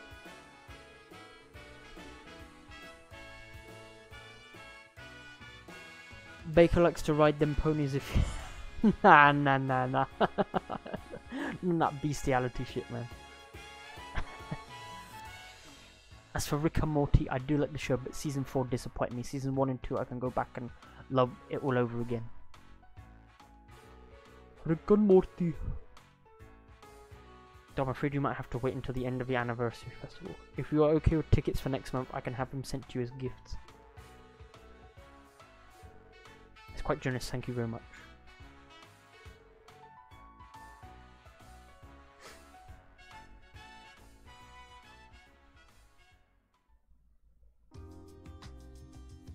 By the way, for people wondering what I'm going to play tomorrow, because it won't be BlazBlue, I'm going to start Fallout New Vegas tomorrow. I'm going to start a playthrough of that. I think that'd be jokes.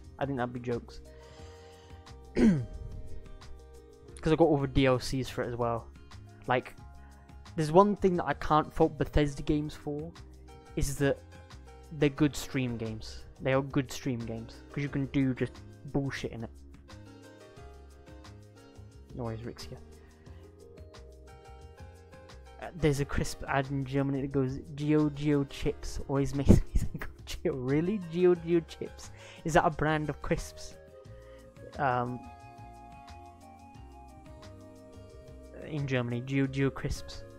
That's like there's a brand of cake called Moin cake. Can you like it's Moin cake mix?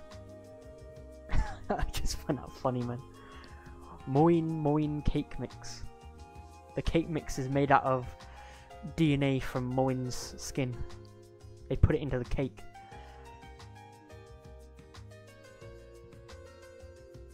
Makes you more aggressive. The brand is called Geo. Oh damn. maybe there's something about Geo we don't know. Maybe there's someone about Geo we don't know. Maybe he runs the business.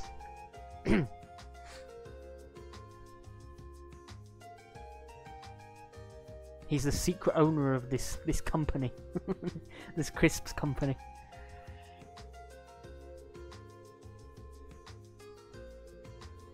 Okay, so Ellie's dad's gonna be there.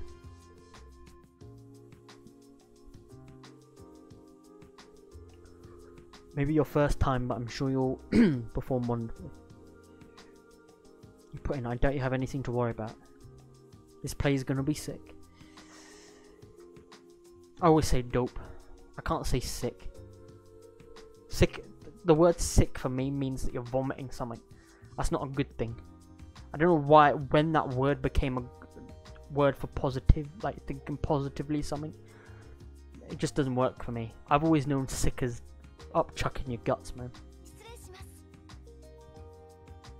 I was sick on Christmas Day because I drank too much whiskey on Christmas Day and ended up hugging the toilet bowl. That was a few years back now, actually. Terrific. Rap music, probably. Yeah, maybe it came from rap music. I just don't understand how you can, you know, use sick in a positive, you know, connotation. It just doesn't seem right to me. Let's return to the triple S. Same in German, crank.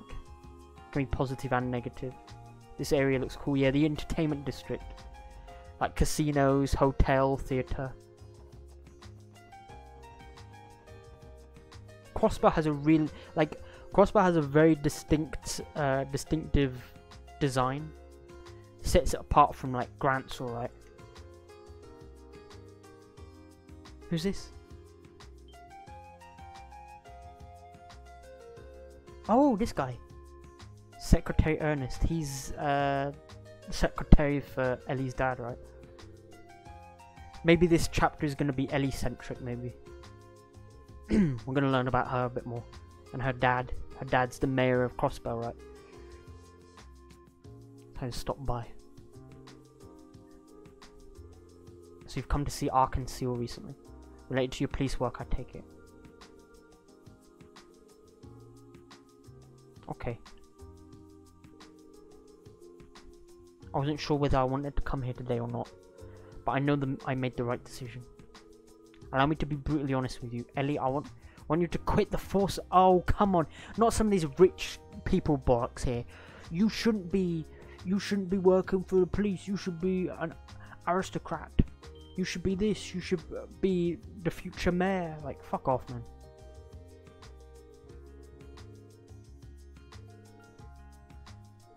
You have the eyes of a lost lamb. You look so exhausted.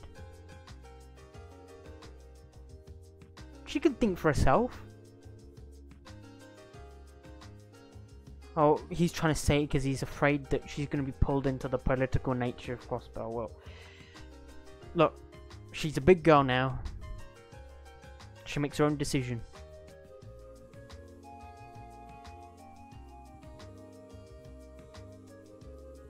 And we're passing there. Mayor McDowell is up to his neck in work, and after that it's right back to arguing the Imperial over the budget. Then the very next month he'll be up for re-election.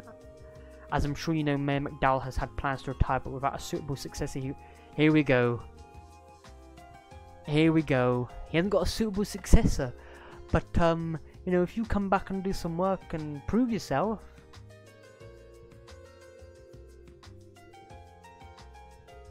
And as your friend, I cannot stand idle any longer.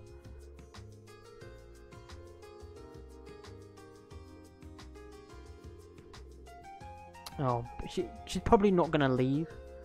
But I literally just said before they brought this up, this is probably going to be an Ellie-centric chapter, right? Where they're going to explore this character. My apologies, I know suddenly showing up out of the blue wasn't exactly tactful. Yeah. Don't come forcing Ellie again. You've made your intentions known, and your opinion of it known. You let her make the decision now. She wanted to become a politician before a police officer, aren't you? Maybe the reason why she wanted that was because she wanted change in Crossbell. But maybe she felt because politics was too corrupt that she wouldn't be able to do it, so she had to work at it from a different angle, maybe. As the heir of our current mayor, it was only natural for her to pursue a career in politics. Her years as an exchange student in so many nations should have contributed to her talent for international relations and politics, but... Damn, you haven't done a single fight all this time. Yeah, but in fairness, I have waffled on. I probably would have done this like an hour ago if I hadn't rambled. But that's what streaming's for, man. Like, the chance to talk with people, to converse.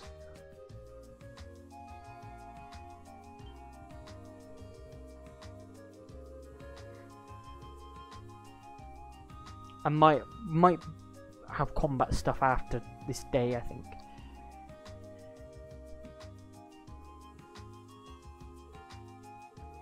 Today's been full of size, hasn't it? Yeah, like, there's been a lot of discussion going on, you know, talking about streaming platforms and politics and, you know, TV shows and stuff. There's been a lot of discussion today, which is good. Like, I can't speak properly. I'm fucking stuttering. Don't think that by me not making progress and talking is a bad thing. I want to promote conversation, topics and discussion. You know, as long as people aren't toxic. I'm gonna go watch football. See you guys tonight. TC Eichel. Whoa, what's that? Oh, it's these bots, man. These fucking bots are coming. Like, honestly, like, make your bots at least seem human. At least then I can commend you for at least trying. Yeah, well, Phil's from Germany, right? England and Germany have very kind of religious football background. Like, football is almost like a religion here in the UK, and like in Germany, they're very big kind of sports. You're still at that stage of life, Phil. Honestly, I'm not gonna knock it. I don't personally like the sport. I think kicking around a ball for 90 minutes is like too simple and kind of but hey, like, there's something to it. If it's one of the most popular sports in the world, so there's a lot. Like, I don't like the fans who get really aggressive over it. Like, it's just a sport. It's just a sport, man. It's like, chill.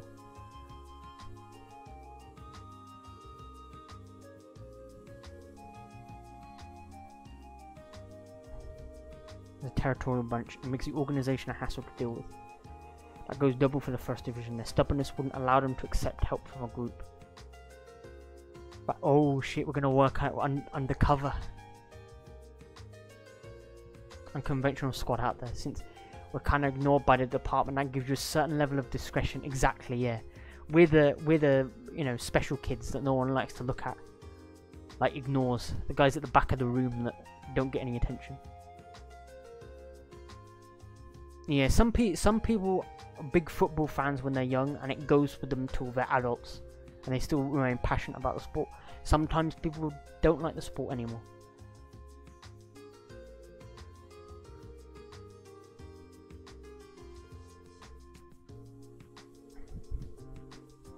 It's only natural. Sometimes people just change. Change is a normal thing for humans. It's why, you know, the belief that humans will always be this way till the end of time isn't really true, because it's backed by, you know, millennia of humans not, you know, necessarily being the same. Things change. Time changes. People change. Nations change. Nothing remains stagnant. It's a mistake to think that things will always remain the same way.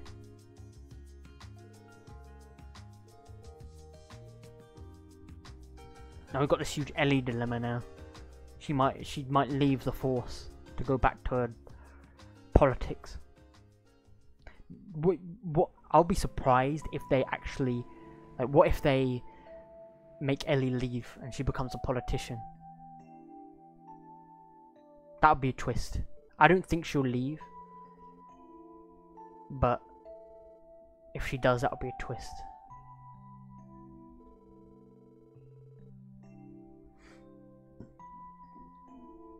Shit. Yeah, exactly. Ellie didn't attend the police academy. Oh yeah, this is the conversation they were having, right? They couldn't really reject me since I made perfect marks on both tests.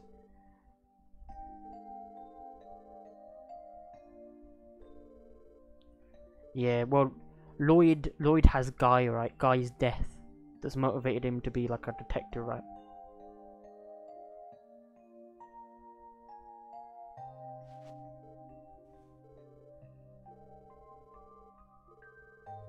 Oh shit. The husband and wife are gonna talk now. Oh, here's Randy. Randy Pandy.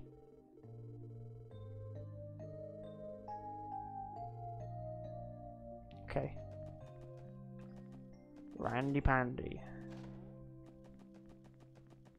Where is she? Would she be on the roof, maybe? Yeah, I thought maybe she'd be on the roof. I thought she's probably not in her room. Like, it seems like all stories end up on a roof, right, where they're talking to each other on a roof, overlooking something. Get some air or something.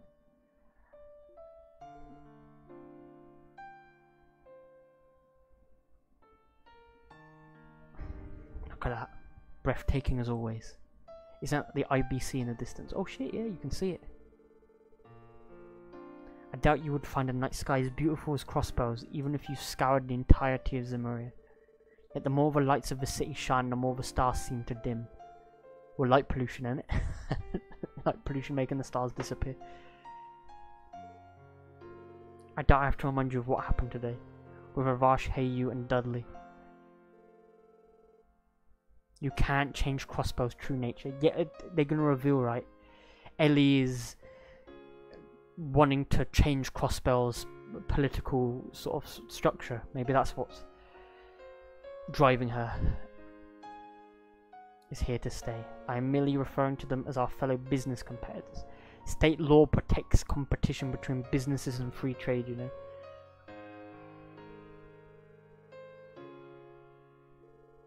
Expected to suppress major crimes and protect the public from criminal organizations and foreign intelligence agencies. All while fighting an uphill battle. Can you possibly fathom the work that goes into that? The tragic truth of a state called Crossbell. We're kept alive only by the will of the Empire and Republic, stripped of all pride, lied to and deceived. I'm very curious, what's so important about Crossbell? Well, from what I understand, they mentioned it very briefly when I went to Maine's mining city, but it seems like Crossbell is like rich in septium.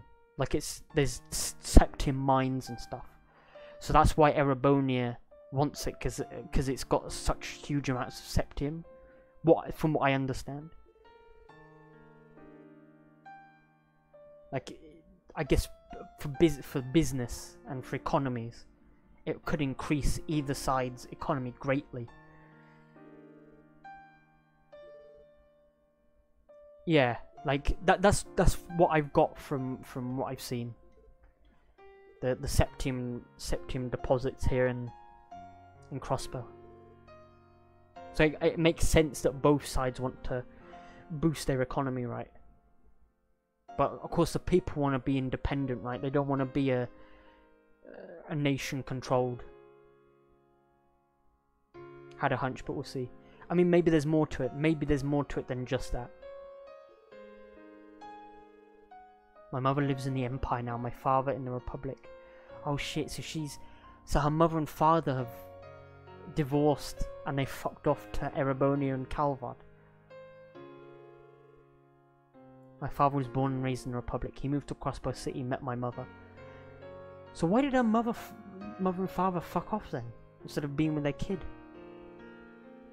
Becoming a Diet member, he recognized the ugly, distorted reality of the city. Oh, her father did. As someone with a strong sense of justice, he made it his duty to mend this broken city. Year after year, he drafted reform bills, all in the hopes of bringing change to the state. It's not. In the end, his bills were never passed. The Imperial, yeah, he tried to enforce things that would have benefited Crossbell, but not have benefited Erebonia and Calvard, right? So they fucking looked down on him. One by one, his allies betrayed him, friends left him, and he became the laughingstock of the political world. Man, that is sad. Not even my grandfather, as well respected as he is for being neutral, was able to mend his career. My father was shattered beyond repair by the state he once held so dear. And then one day he quit. As a Diet member, as a husband, and as my father, he decided to leave everything behind for Calvard. That's fucked. I understand that, you know, you'd reached the point, right, where Crossbell wasn't working out for you and you felt like shit. But abandoning your family, man. Like, that's a fucking pussy move to make. Eventually they settled on a divorce and my father was gone for good. But I'm sure she was just heartbroken. Soon became apparent that living in Crossbell, the state that robbed her of her love, would be too much to bear. Why did your mum leave you? I don't understand that.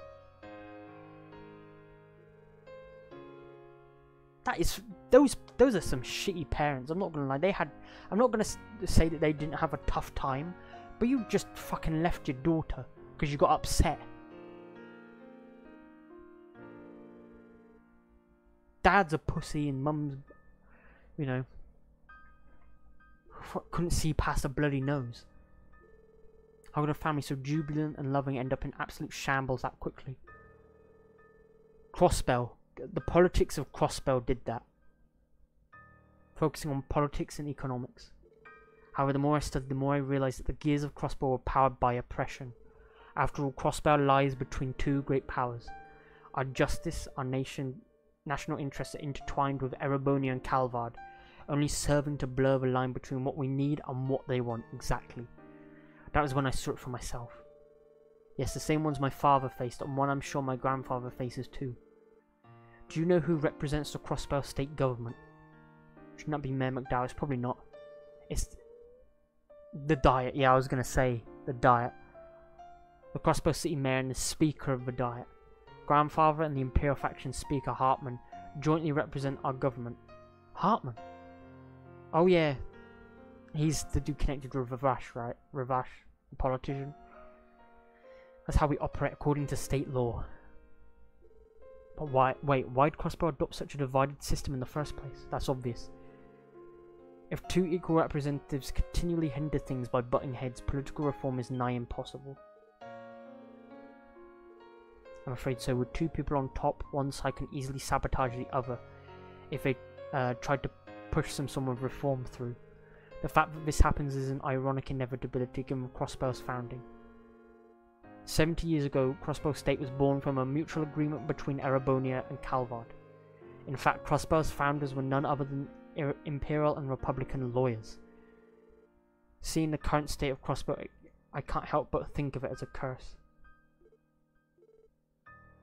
So I guess because it was founded on Calvin Erebonian principles, they seem to have a right, like a you know, what's the term I'm looking for?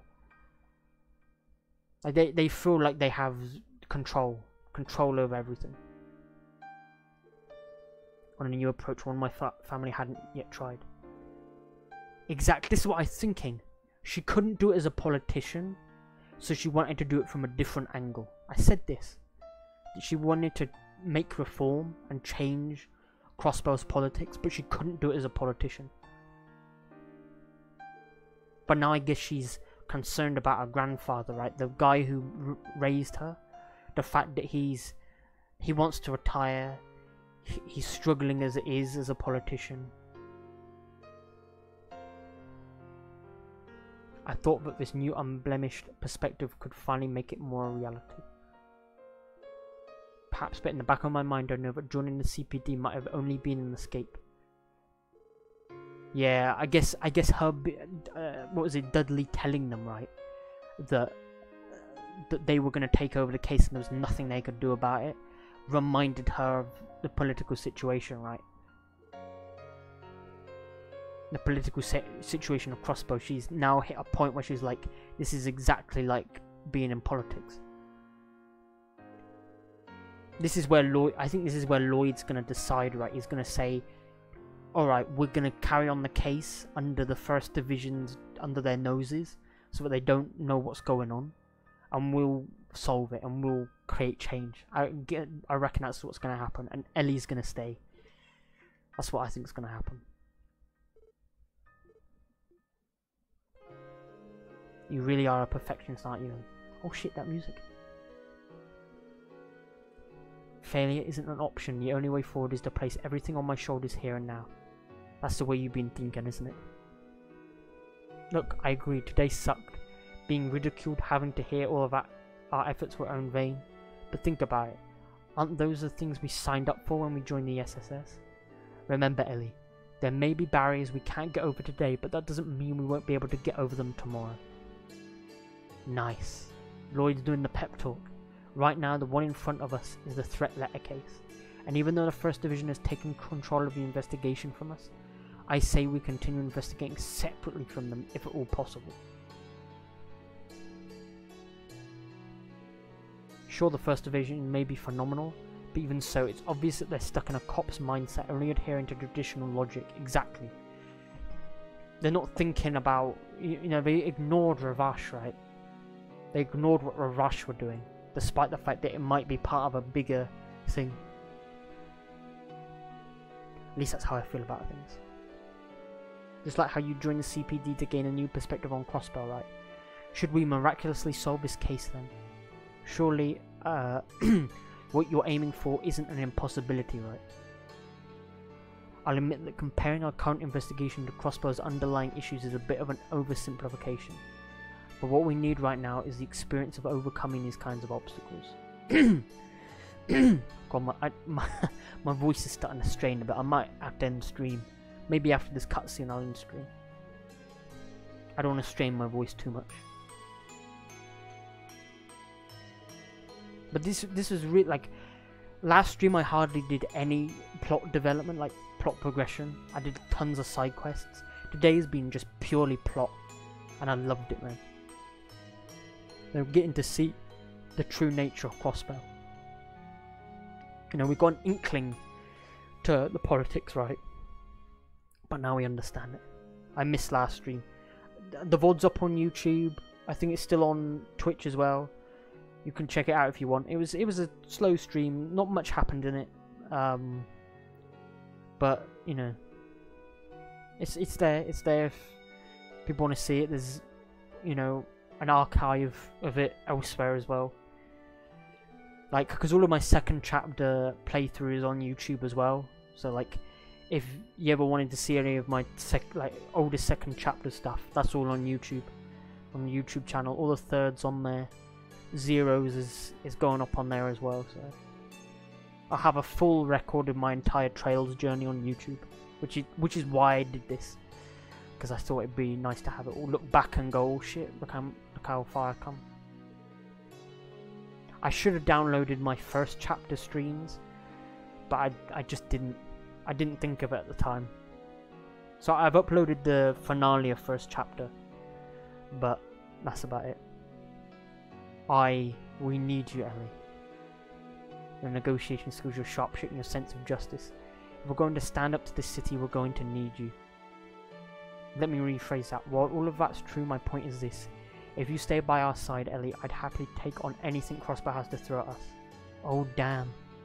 That is something that you say to someone. Like, you don't make light of that. These two are going to end up like the Joshua and Estelle, probably. Maybe they might not become lovers, but they'll become close. Like, very close. I think probably lovers, but maybe they might do something different with them. Like, I feel it'd be... But there might be another girl. Maybe there'll be another girl. Maybe they're not going to be lovers, just best friends. And there's going to be another interest that's introduced at some point. But I would like it if they didn't go down the Joshua and Estelle route. Like we've done that before. Yes, police officer, that wouldn't be good. True. Not just as a police officer, just as a human being in general. Like, she's an underage girl. Like,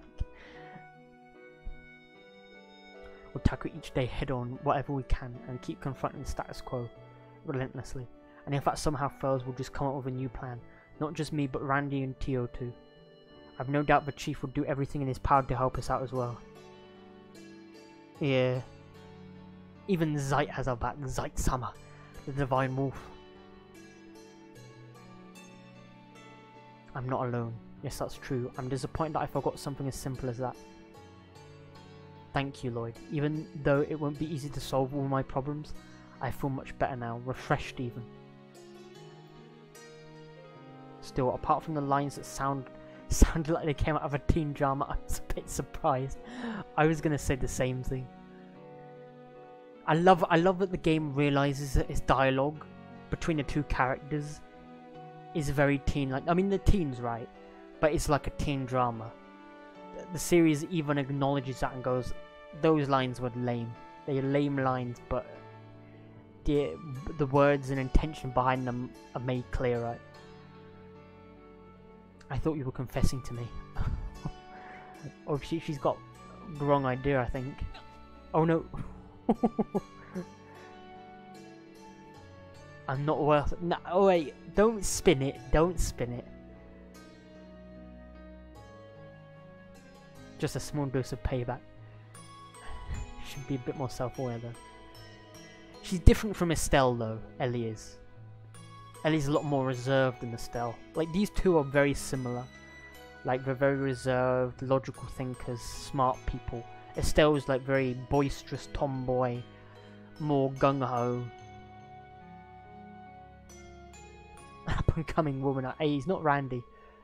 Exactly. You still talking to me, or did you switch to Randy? Randy, my boy. Randy Orlando. I can't believe that words alone made me get all flustered like that.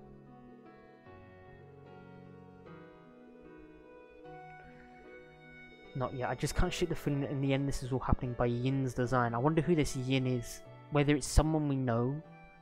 Whether maybe it's a member of Ouroboros. Maybe it's an enforcer of Ouroboros. This Yin guy.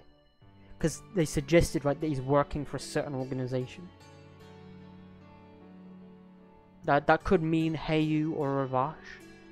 But it could also mean Ouroboros, right?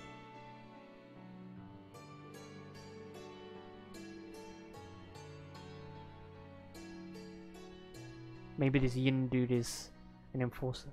Or something else. It could be completely unrelated, maybe. Oh, Starbreak. Oh! Okay, interesting. So this game's introducing combo S-breaks.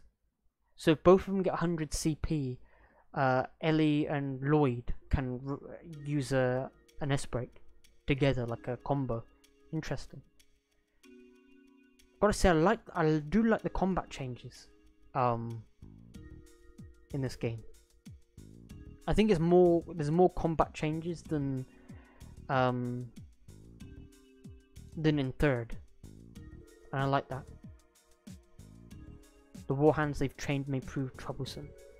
If Master Yin were available, he would easily compensate for our lack of force. Master Yin? So he's connected to Heiyu then. And Altair. Altair from Assassin's Creed. Look at these dudes. It's surprising that these guys are Calvard. Like, I always thought Calvard people were big hench guys. But I guess that's not the case with everyone. I thought at least they'd be tall. More cooperative, our plans would be proceeding splendidly. Who's this? Oh shit, is this him? Yin? Is it a girl? Oh no, man. I thought it was a girl.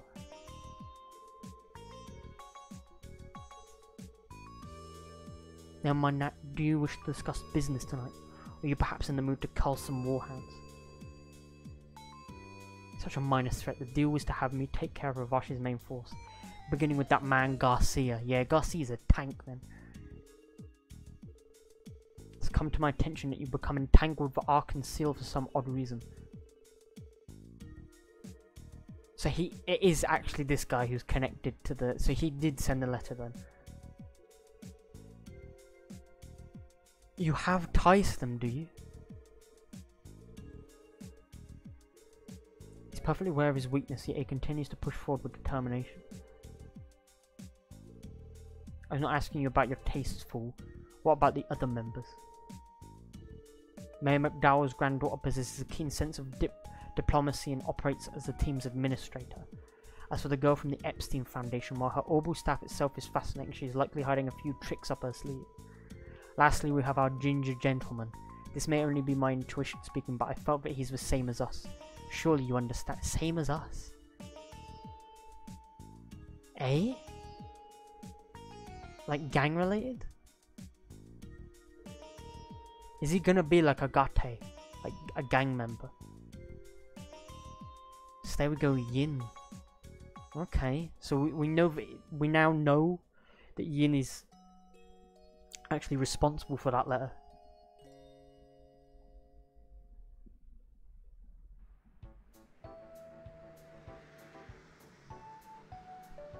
There's Zeitsummer.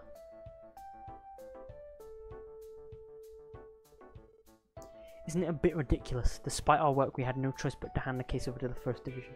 Rixie was smart enough to ask us, but just imagine if she hadn't. Everything we learned about Yin would have stayed in the dark. I guess Heiyu kind of made the mistake of kind of letting slip that they had connections to Yin.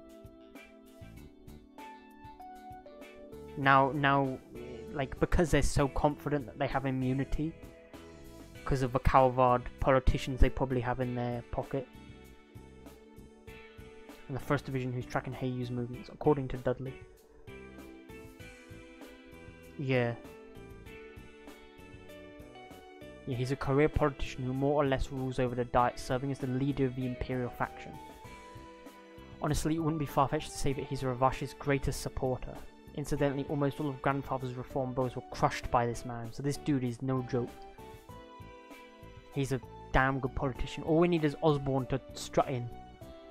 This impenetrable politician will become a puppy to the likes of Osborne.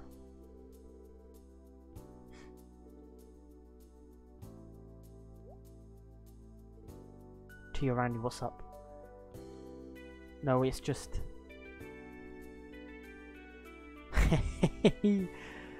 Hey, she had some alone time with Lloyd. That's why she's happy. She's got a radiant glow around her. Spent the night in his bed. Quite the opposite, actually. You help us out constantly, no matter what the situation is.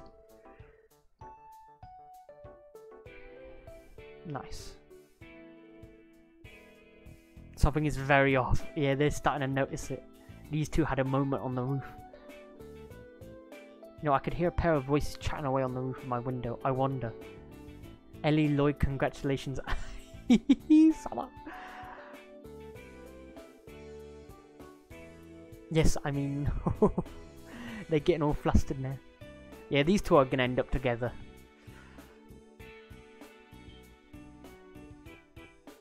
I mean, it's going down the same route as Estelle and Joshua, but I mean, it's not a big deal.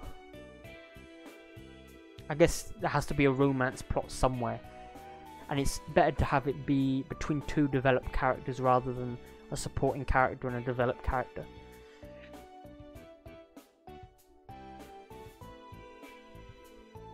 Sitting in a tree. That banter. That banter.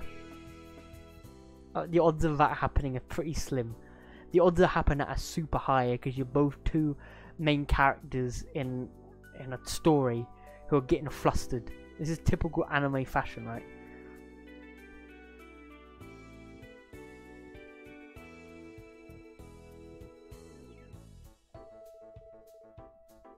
All I do is ask you some advice on a very unimportant subject, that's all. Oh dear, you stepped in it now. In the doghouse you go.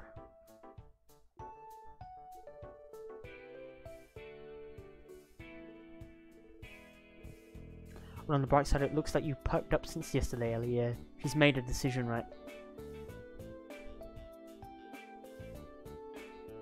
I know where the future will take me, but right now, I know this is where I'm meant to be. So everyone, I'm happy that I get to keep working with you.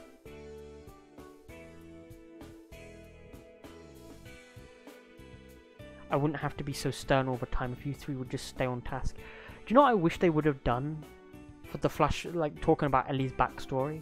I wish they had done the cool CG scenes from the first game. The first game had like tons of. I've only seen a couple of them in this game. End up even more confused than we are now. How about we go on a little trip to Calvard's eastern quarter? Given our team situation, I doubt we'd be able to go travel very far. We're going to Calvard? Something about the First Division's movements and so on. Yeah, those were nice. I do miss those. I like that artwork. It reminds me of a lot of old school JRPG artwork.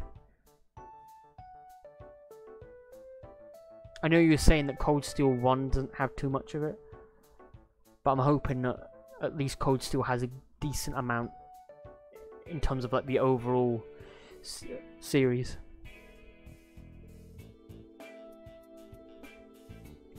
But extremely useful. Almost no one in the CPD uses Orbital Mail. Train to use a keyboard. You need training to use a keyboard?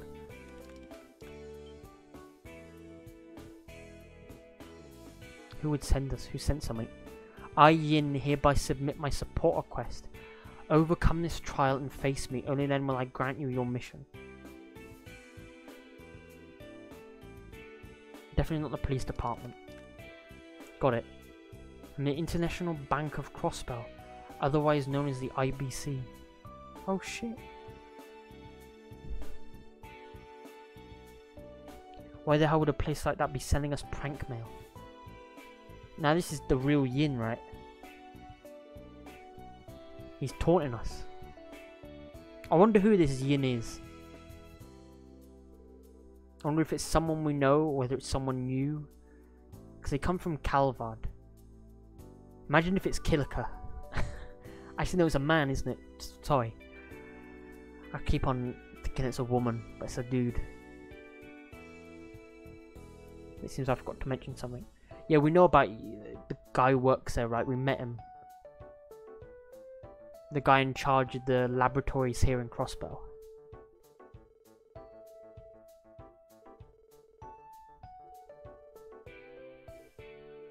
Actually, we may be able to perform our search in secret after all. Yeah, it's probably not. But I'm just, you know, speculating. It's probably like... It's probably 80% or 90% not going to be someone else. And that 10 to 20% someone we know. Maybe. But it's more likely, like you're right, it's more likely that it's gonna be someone we don't know.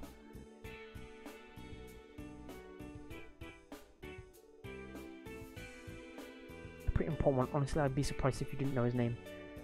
Dieta Croix? The Dieta Croix. I can remember he's just as popular as Ilya. He's a prominent Zamurian billionaire, a leader of the world economy, and the current CEO of the International Bank of Crossbell.